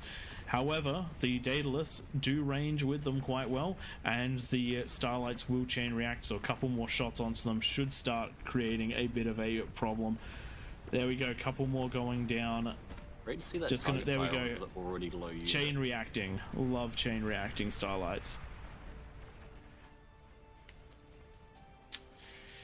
Twig, what do you think the Kings could have done better? Watch one game ever of King of the Hill. I mean, you're not wrong. You're not wrong. Hey, and you know what? I like this because what we have had the luxury of is the same people rocking up each week. Thank you, people. But I think King of the Hill goes through ebbs and flows of popularity and people checking out the game, becoming new to the game, and then joining us. And it's very hard to balance that. Like, we try and balance based on our regular weeks, but when we have irregular weeks and irregular players that we don't usually see, it's so hard to balance because you don't know who's in the middle. You don't know, do they need the bonus? You don't know, have they got micro limitations? And that's what we're seeing here. Some players with micro limitations, some with macro limitations. Is that the peasants have also been getting consistently better as well. Hugely. The challenger up against. That said, the Kings have also been getting better. For example, on a 30% bonus last week, we saw a player manage to get themselves to 4 fusions by 10 minutes on Throne, which is a never seen before feat at 45%. Yes. So... And there's skill going up in all aspects of the game. Build orders getting better. Kings down to 750 economy. The Kings, even some that have fallen, but the ones still alive, have done fantastically to do what they've done, given the start. We're up to 25 plus minutes now. They've lasted well for how rough the beginning was. Yeah, the left is looking pretty shit for the to be like 15 minutes and all said and done to begin with. It always takes a while to punch through the Kings, and that bonus has allowed them to get back into it in a really big way. Because we're down to 2 Kings and we have 700 metal income, and one of those Kings had their main economy center blown up. So realistically, we've got 1 King economy and it's 700 metal. That's pretty crazy.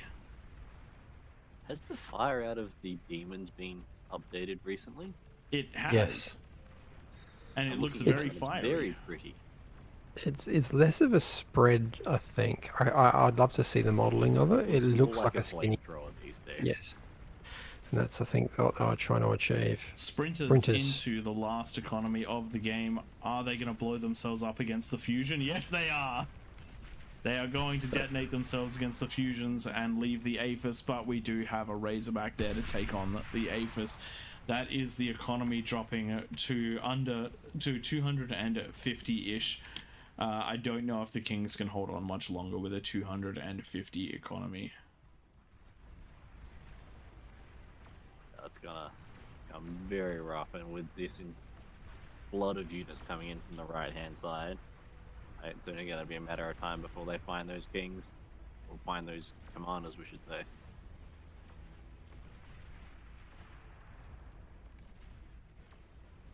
I'm putting the call out there for next game. I'm going to up the bonus by 10%. I know Tom and Prey might disappear, but I want to see a Kings win. We're going to go to 75% bonus.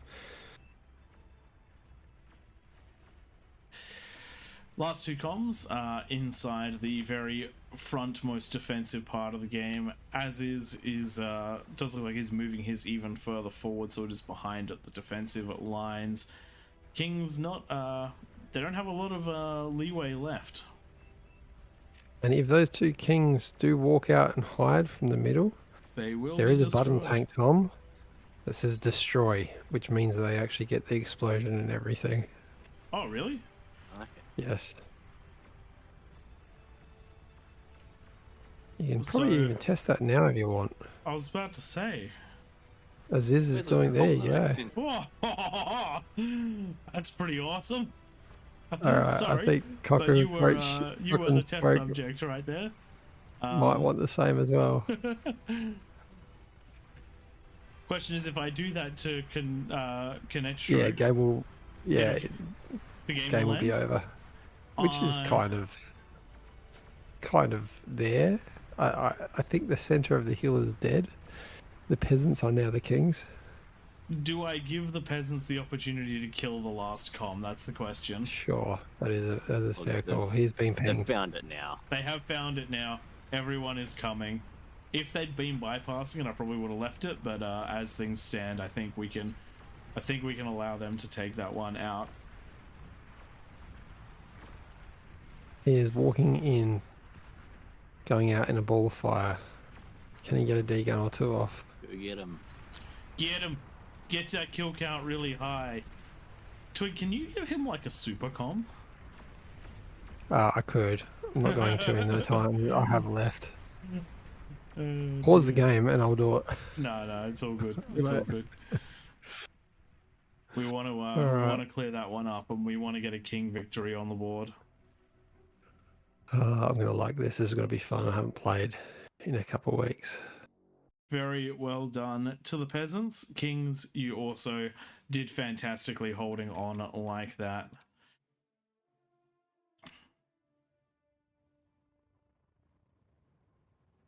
Okay.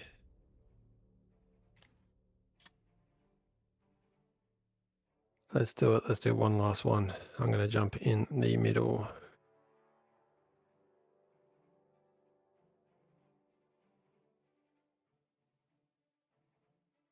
I'm just going to go down and call the IRNL crew to jump in. Actually, I'll call Dominus up here. You jumping in? Yo, there as well. Dominus, do you Hello. feel like I'm jumping in as king? We're going to do another 10% bonus and go all the familiars that know how to play. We are trying to force a win. That is my 8 games streak as a peasant. It's What? it's OP. if you want. All I'll right, come lose as the king. all right, come on, mate. All right. Let's do it. 75. I Where is would he? just like to say, I think that this is going to be a watch. Yes. You think we're It going to has win? that feeling about it. How many have we got here? No, we want to select our players, Tom. If you don't recognize them, 7, 8. we Yeah, are I think- forcing this.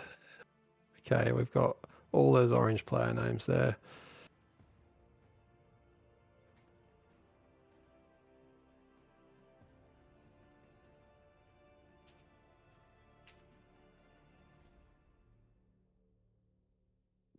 the ninth winner.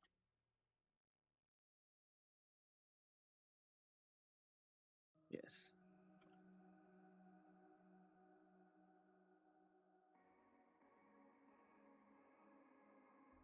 All right. If anyone thinks this is unfair, you are right. Yeah, you're super right. Blame This is me. mega unfair. All right. That'll do. That'll do, donkey. That'll do.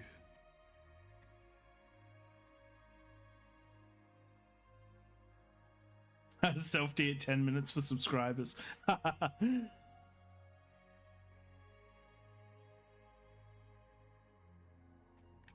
Okay, that looks good. J Frost just jumped down. We're going to actually probably put J Frost in. Who is not ARNL? Who's not in their Discord right now?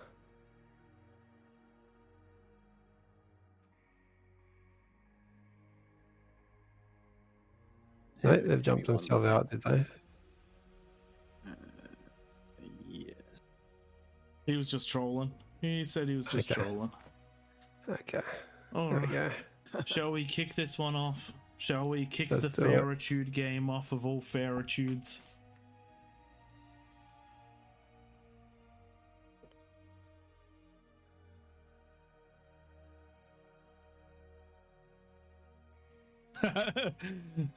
I think out of habit, Dominus might end up degunning all of the King's Aphis. Oh, my com's in the middle.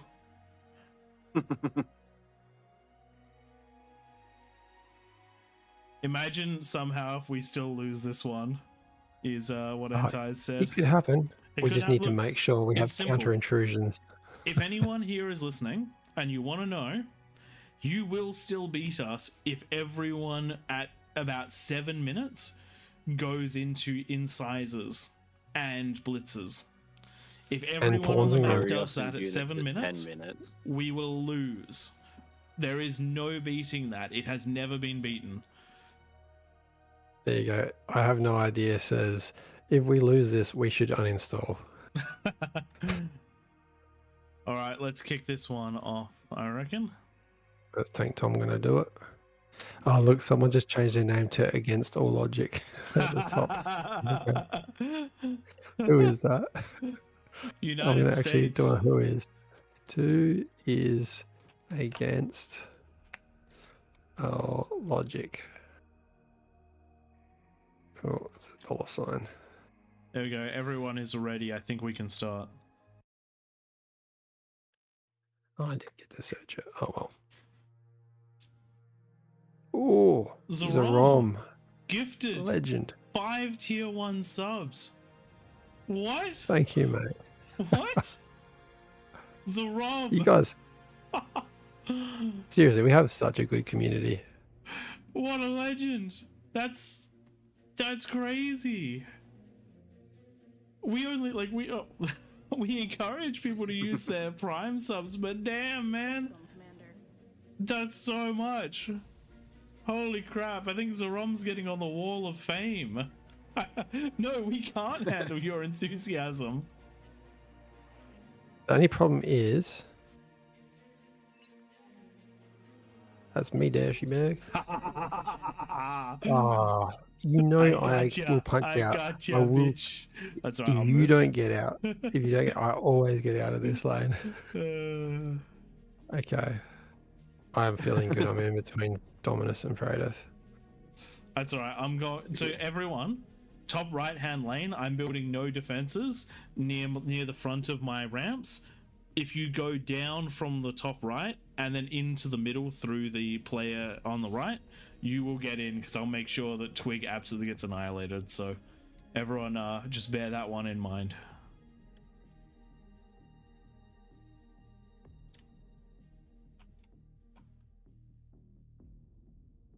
Okay. 75% bonus, guys. Yep. I am seeing a lot of Legion. Yep. Closing stream until after the match as well, Zarom. My god, you are more than welcome to keep the stream open. That is not a problem. Yeah. You paid for it. Cost rides on this game. Look, I don't know about you guys, but I've got the stream open, and if I'm playing, I don't have enough time to look over and see what's going on. Yep. We must win. We must win. Oh, also, everyone, see this circle I'm drawing? Build all of your eco here, just random stuff, converters, and in fact, build converters in this circle here, to help Twig. I just like to have those 4 squares Yep. to build my Aphis like that. Just And everyone my help build Twig. power. Everyone help Twig out. So what do Just we build need your to draw converters in there. Aphis? Just, for science. Say again? What do I need to put next to an Aphis to blow it with a self-D? 3 or 4 converters. I can't remember. All right, If you do T1 converters, if you do a complete ring around the Aphis, it should blow it up. Coxam, thank you for the subscriber as well. Prime sub. We super appreciate those ones as well because they cost you nothing. And we kind of, while we super appreciate the other ones, we also the fact people would spend money on us is crazy to us. That is crazy. But thank you so much for the Prime sub as well. I think that gets us 2 away from our goal of 10 according to Twitch. because we're trying to get that next level of partnership. yeah, So damn. thank you so much for that one, and we hope that you have a good game because it looks like you're in game with us as well. Right, I'm just spamming chat there because we are in this game. We cannot moderate it, so please, no offensive structures. Any of the usuals, you regular people out there that are playing as peasants, please try and police it as best you can. Happy for you to hit pause if you got someone building like a Juno or a Catalyst or something shooting into the middle. But I think with Okay. the plus 75% as Exciting. well, we're just gonna have to. We just we're get all out in here, so we roll. can't Yeah. moderate it. Essentially, is Yeah. the thing. We're going to do our best to win before they can build those Catalysts. Exactly. All right, let's do this, guys. Let's end the streak. I think it's 10 losses for the Kings in a row. We're here to change that. That's all right. I'm trying out new strats, so there's no chance of anything going wrong. I'm going Cortex. I don't usually do that. I'm an Armada player when I play on the edge. Cortex is my eco choice. Oh, Praetor's doing the hovers. I love it. Oh, yeah, Yeah, we that's saw great it idea. last game, and it's sick. More build power, baby, yes. Enemy commander destroyed. Oh my god, already? Interesting. Interesting. Oh, that was in the middle of the map. Okay. Not That's that I okay. We need can it. live with that. It was a spy. It was a spy.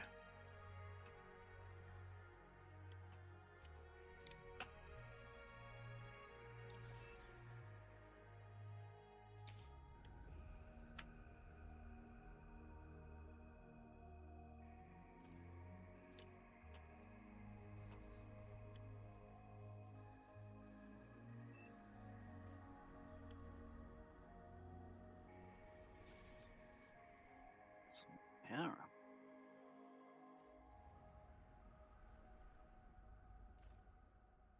Nice you, nice you. Getting all of the builders out. And they're faster than bots too. Isn't that lovely?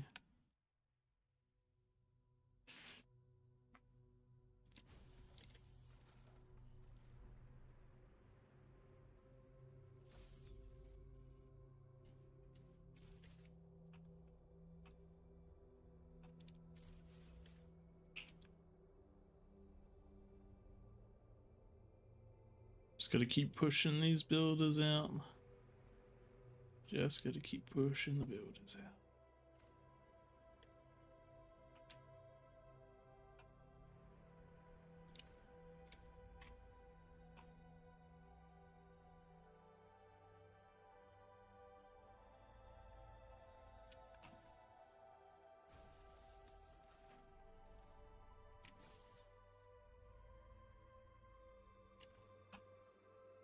The whole team is wasting energy. Wow.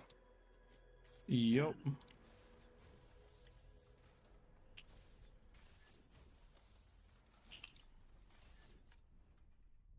Legion is weird.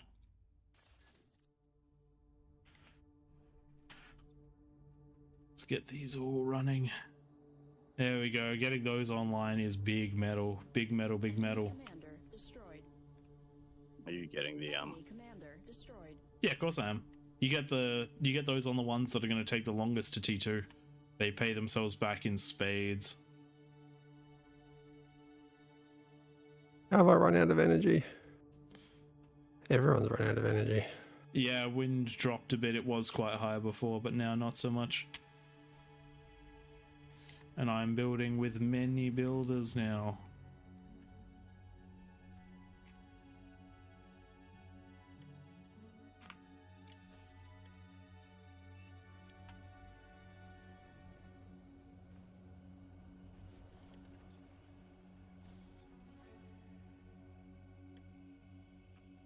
Enemy commander destroyed. Your team reached Tech 2. Oh, geez. Oh, wow. We're 4 minutes in and I'm not even Tech 2. That's terrible. Enemy commander destroyed.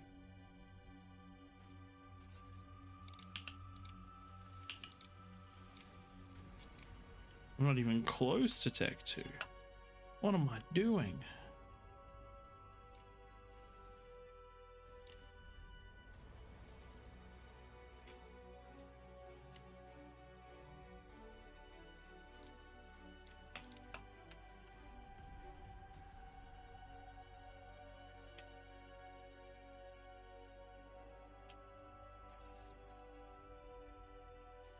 Stalled out quite a bit.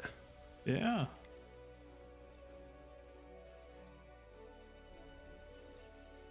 I've been practicing my throne strategies too much.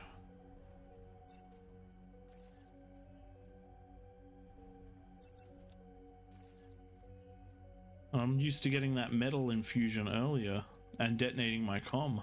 Enemy commander destroyed.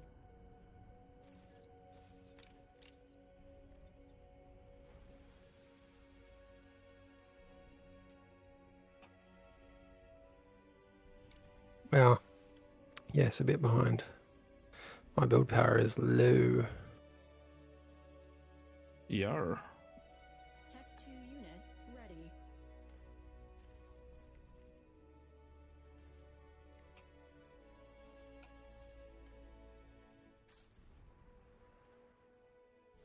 Enemy commander destroyed.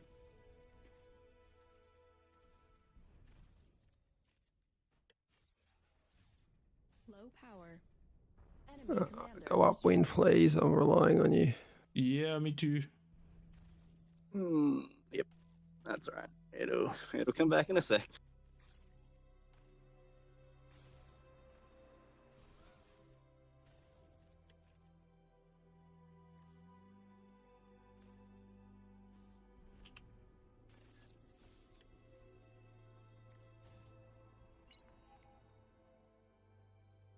Counter intrusion before 10 is not a bad idea, yeah.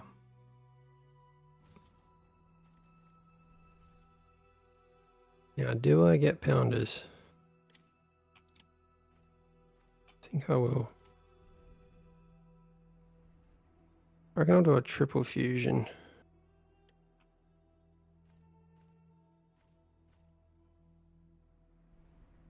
I have no conversion being built. That is dumb.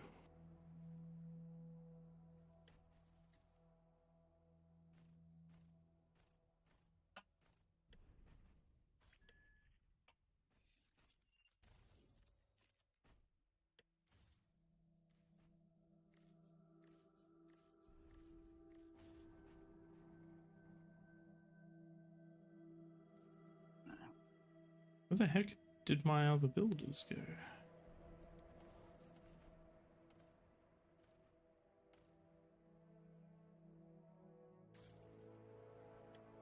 The whole team is wasting energy.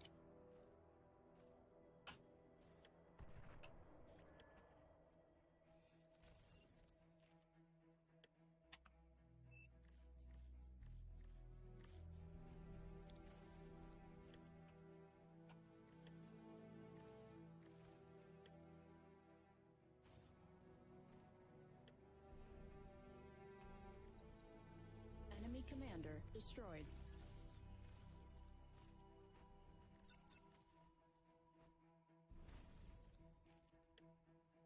Yeah, I probably need to get units now. Took too long.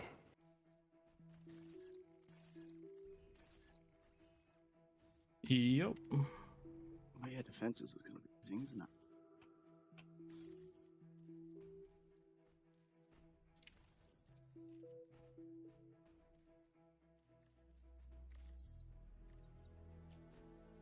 I forgot that T2 build power's on. Yeah, this thing.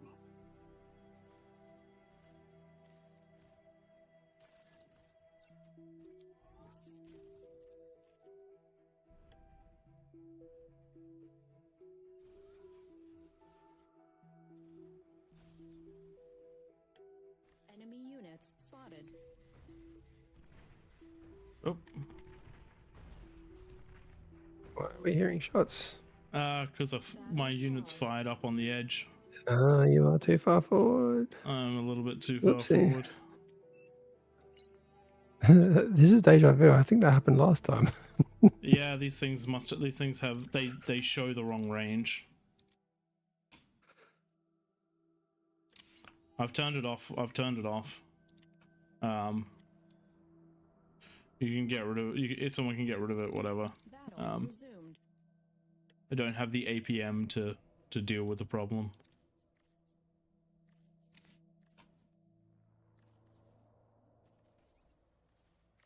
One minute left to build units.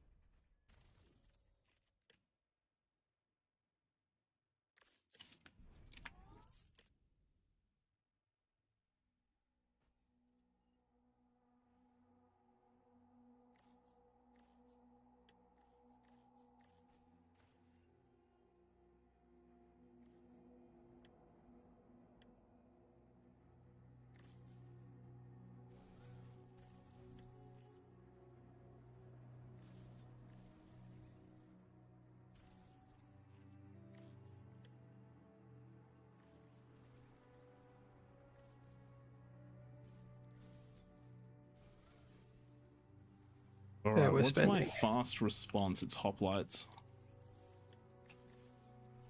Oh, need some radar. Need some radar. Power level dropping.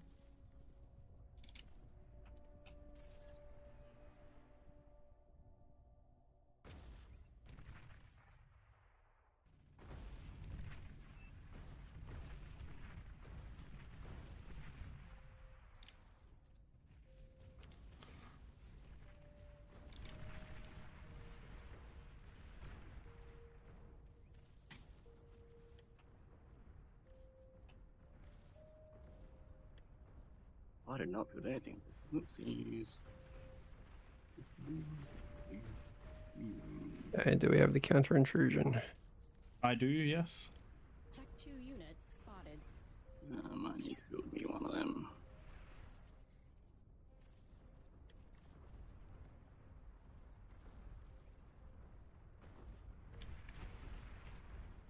Enemy commander This is destroyed. a lot of stuff.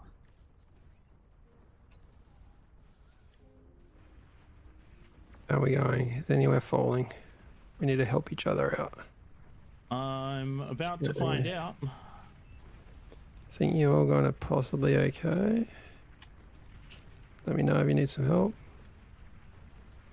Coming I with think I've got these. that. Yep. Unit lost. Let's close this side out for you. Good, good, good, good, good, good. Nice, nice, nice. Okay, cool. Cool, that worked. Enemy commander destroyed.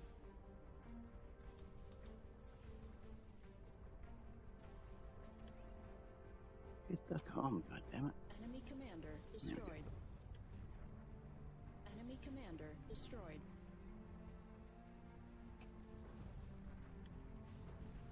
Oh wow, we already have players pushing out. Nice, nice, nice.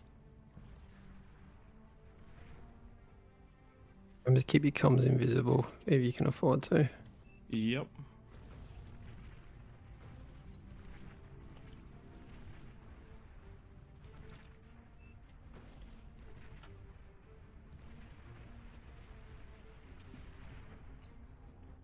What is my... Enemy commander destroyed. Yep.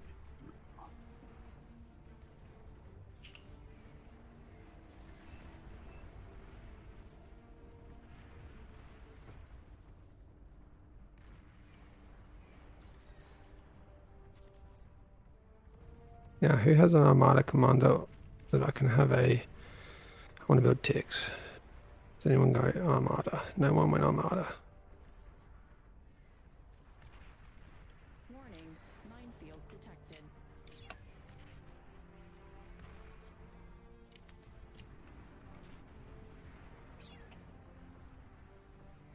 Does look like nobody went Armada indeed.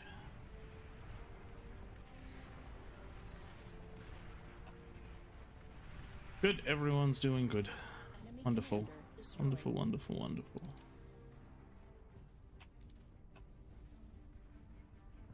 Scaling is happening as well. APHIS is on. We do love APHIS being on.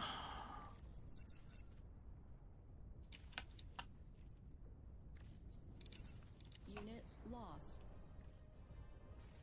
Enemy commander destroyed. I'm out here if you want to abuse this hole and come back up behind your base. I'm just about to swap over to units, so...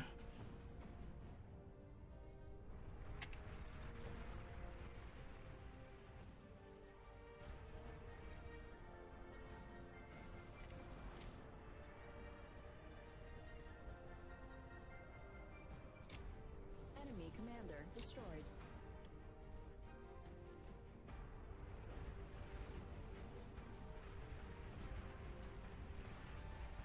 I love that Dominus is going the tremor hack. Enemy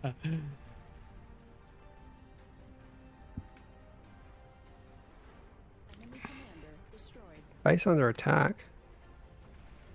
Yeah, Why is defenses base under probably. attack?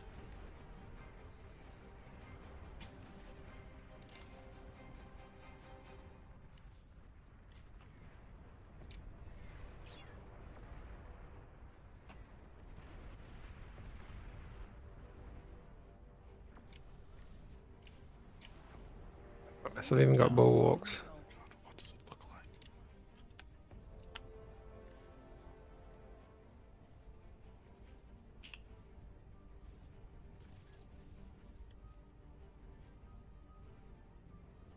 Warning, minefield detected. The whole team is wasting energy. Oh, come on, build it. Why did you not build it? Detected. Why am I not Destroyed. building? Thank you. Enemy commander destroyed. I've had this bug the past like little while in bar where every now and then I just stop being able to issue commands.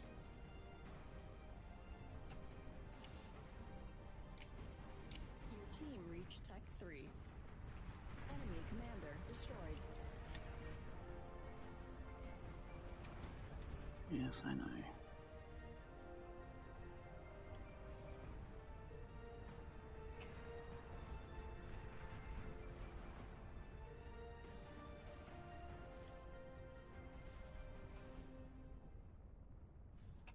Warning, minefield detected.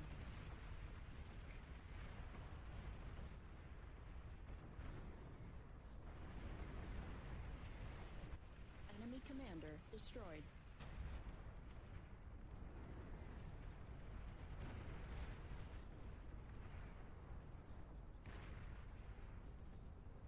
Friendly commander destroyed. Friendly commander destroyed is not what we want here. Where is that happening? Friendly I don't know. commander destroyed. It is on Evil Potatoes Lane next to yours, Prey, but it should be fine. Not Time much for me to pork in his push up. lane. Tech 3 unit. With the only unit worth building in the entire game. Wonder what you're going with. Couldn't possibly be what you think it is.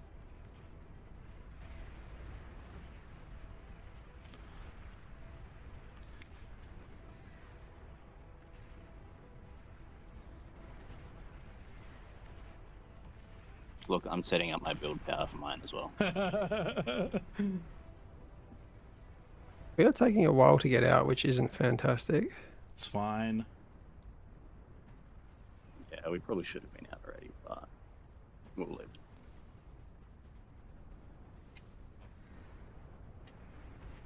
I'm going to build a backup eco over here.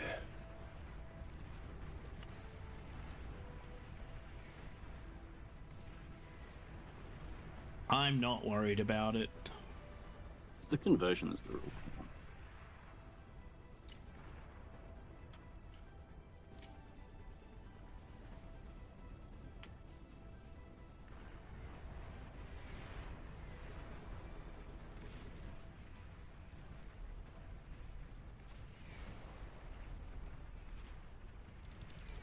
My unit is so tall it can shoot over the ledge.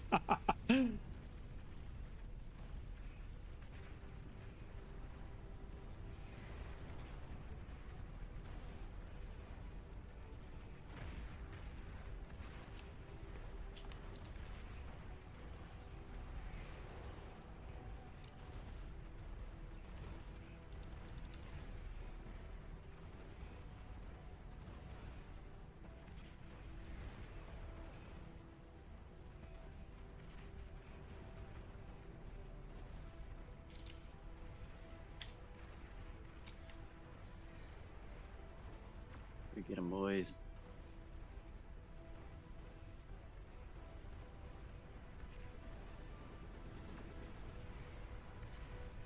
No, I was up and I got pushed back. Don't love that. It's because you had the wrong kind of units.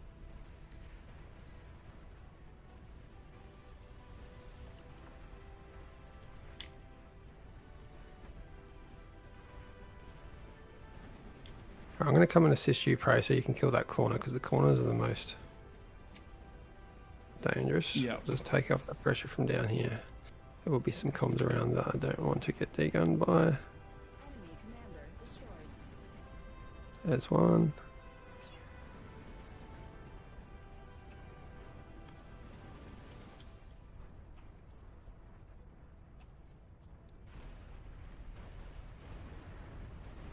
Oh wow, they tried to come at my Sol Invictus with comms. It's unacceptable. Haven't you cleared the comms yet? Oh, I've been trying to. They're just my Sol Invictus are What's having open? trouble targeting things. Enemy commander destroyed. There we go. Hey, look at comm. Get him.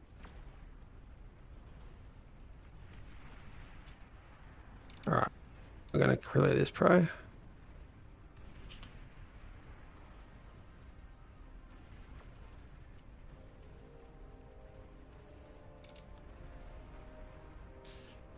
Now, where is some backup guys? Here we go. Let's build another eco down here.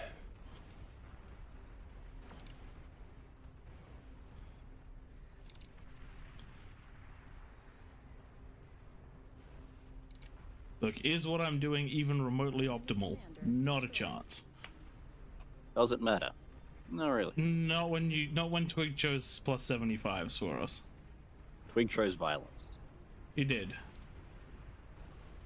I don't even feel bad about it. 10 losses in a row. Has to be done.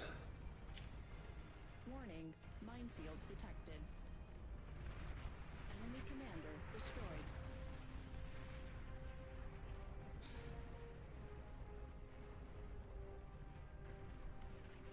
As long as you keep them, like, with a lot of spam around, they're not completely terrible ideas. That's the rule. Good idea, scouting. Please be APHIS here. There is not. And this is just out of range.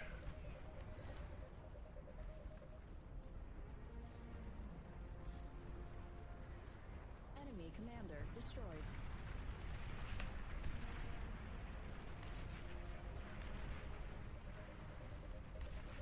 Titan detected.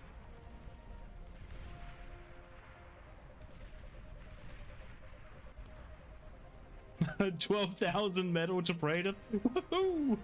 Yes! Feed my growing power. I just had a big bug happen. Did you guys get the same bugs? What bug? Nope. Commander destroyed. My screen just went all like Commander destroyed. glitchy. I did not get that one, no. Alright, yours is I'm cleared. I'm assuming sending everything else south now. Dominus is the turn to get Maybe assisted. on to something. Demons are so good in King of the Hill. Enemy commander destroyed. I found the against the logic. Commander destroyed. Kill him. You can't take all of my spam at once. I think I need to swap to faster units now. Enemy commander destroyed. My fun doing this has to come to an end. You are overflowing metal.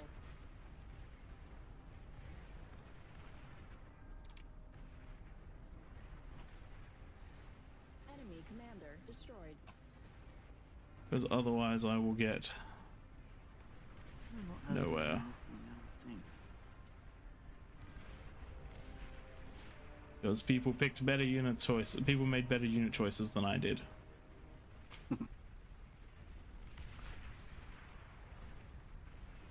Can't see what you guys are producing.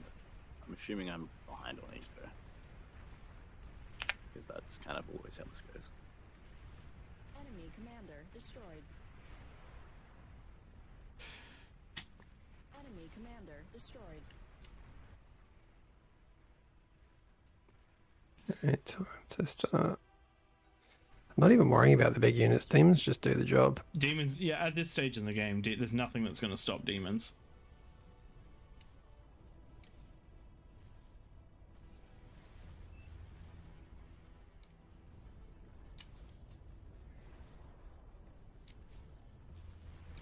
Enemy commander destroyed. Someone else's. No, they're not.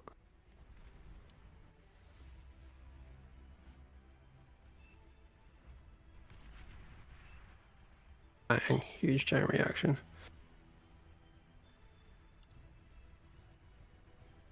Yeah, you guys have cleared that corner pretty well. Target ground. Target ground. Enemy commander destroyed.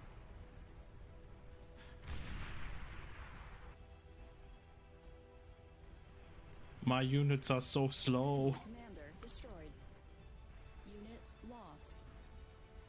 Warning, minefield detected. Enemy commander destroyed.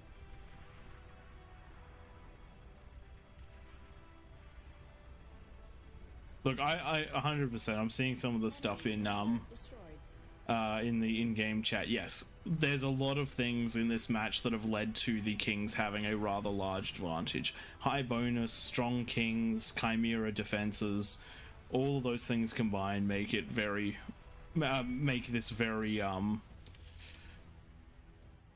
difficult for the peasants to win.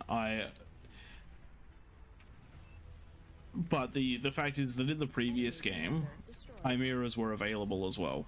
The plus 65 bonus, while the plus 75 bonus is more, it's not that, it's not actually that much more. It's at the plus 65 bonus stage, this same thing should have happened in the previous game, in the plus 65 one.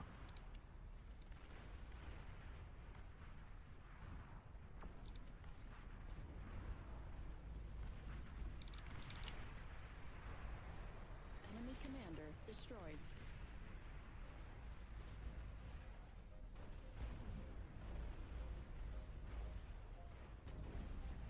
Sol Invictus on D gun? What are you on control D? What are you doing, the fringe?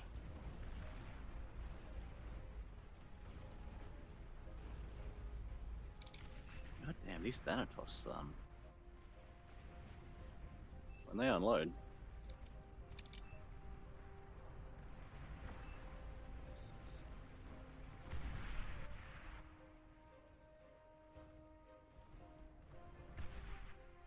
Oh, what was that? Commander taking heavy damage. Chain reactions. Chain What hit the reactions. middle? Was Enemy that commander us? Destroyed. I don't know, was it us? I'm sure it was. It was me. Damn it. Where are the Heidi Kings in the corners? Everyone send your spam out.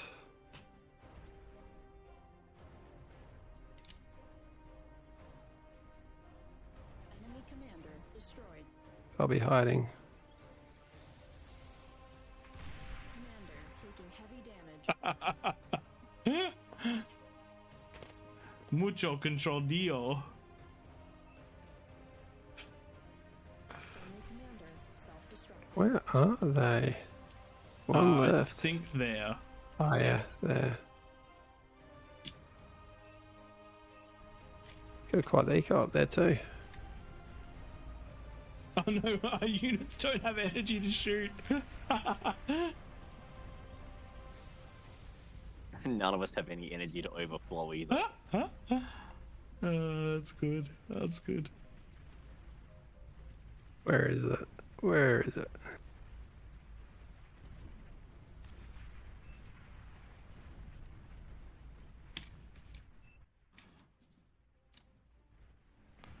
There we go. There we go. Well, we achieved a king's win, though I don't particularly feel good about it. No. That was the highest bonus we've had since the last big event. Yeah.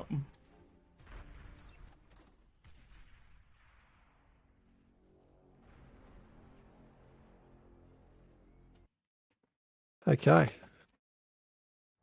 I'm going to stick around for an after party. I'm sure you guys are going to go tonight. Good night. Yes, that's Yes. it for me.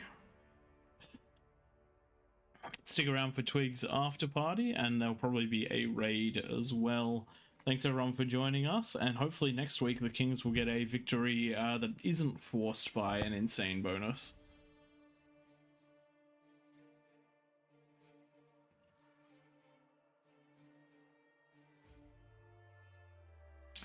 I also think that if we turn Legion on again, it might be worth, just like we've disabled certain units in other maps, it might be worth disabling the Chimera defenses, because they are a lot. Yeah, they that beam weapon pumps some damage. Then again, they also do. They are very expensive. So the 5 that I had at each entryway is 3,500 metal. So Look, I can understand how 5 can be a rough push to get through. To that point, your spam is ineffective. I think everything's ineffective against Chimeras, to be honest. I think that they might actually be the strongest defensive platform in the game, followed very closely by the giant sun tower of death that Legion have. Oh, that's what I was thinking of. No, Chimeras are the 750 metal pop-ups that have a pounder shot and 2 miniguns. They are Really a lot. much more cost effective. Yeah, that's the thing. They're 750 each, and if you build 5 of them, they're tough to break. The players on my side had the right idea after the initial push, though. They started sieging them down with long-range artillery. I just built enough T2 builder turrets that I was out healing them. It was plus 75%. That's a bit disgusting. I ended up with the mass enough units and then throw them at things.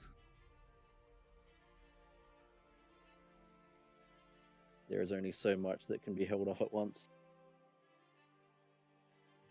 Yeah, the phalanx do a bit of work.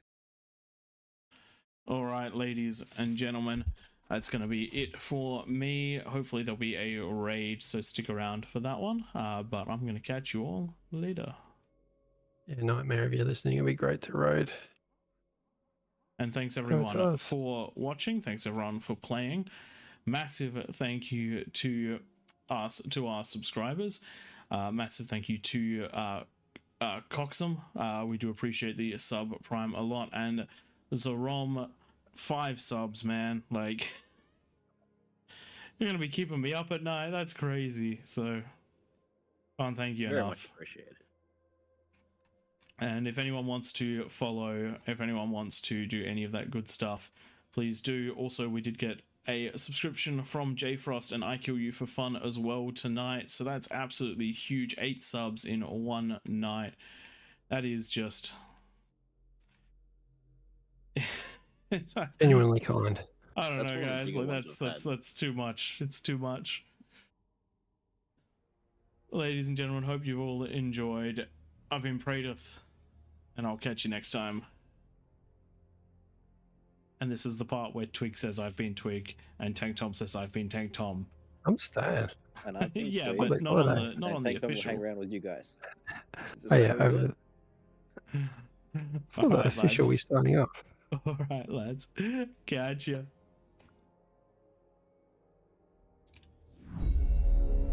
Beyond All Reason fans, welcome to King of the Hill by All Reason No Logic.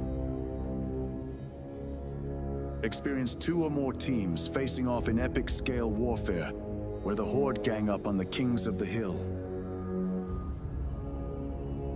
Kings start off with an economic bonus. They do their best to defend an onslaught after a no-rush timer expires. Test out your micro and defend against multiple players in variations of this game mode.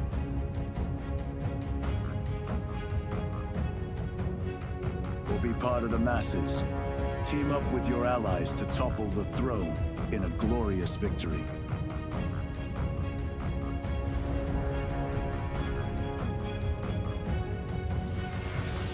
All Reason No Logic, hosting King of the Hill lobbies, most Sundays. Join our Discord to be part of the action.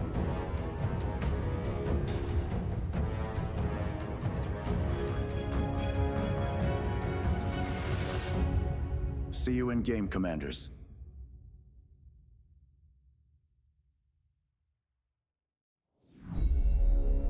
Beyond All Reason fans, welcome to King of the Hill by All Reason No Logic. Experience 2 or more teams facing off in epic scale warfare, where the Horde gang up on the Kings of the Hill. Kings start off with an economic bonus. They do their best to defend an onslaught after a no-rush timer expires. Test out your micro and defend against multiple players in variations of this game mode.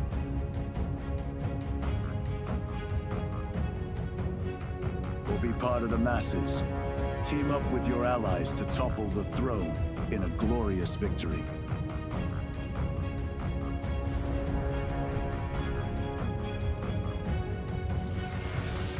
All Reason No Logic, hosting King of the Hill lobbies, most Sundays.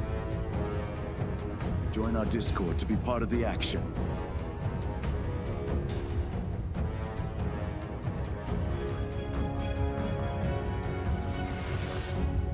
See you in game, Commanders.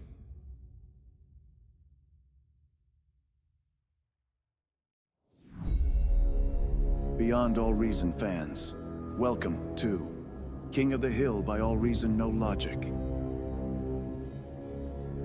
Experience 2 or more teams facing off in epic scale warfare, where the Horde gang up on the Kings of the Hill. Kings start off with an economic bonus. They do their best to defend an onslaught after a no-rush timer expires. Test out your micro and defend against multiple players in variations of this game mode.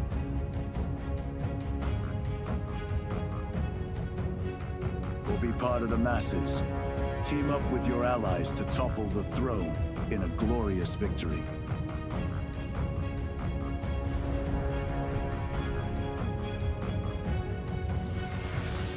All Reason No Logic, hosting King of the Hill lobbies, most Sundays.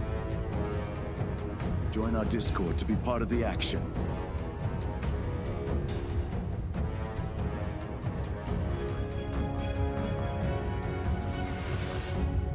See you in game, Commanders.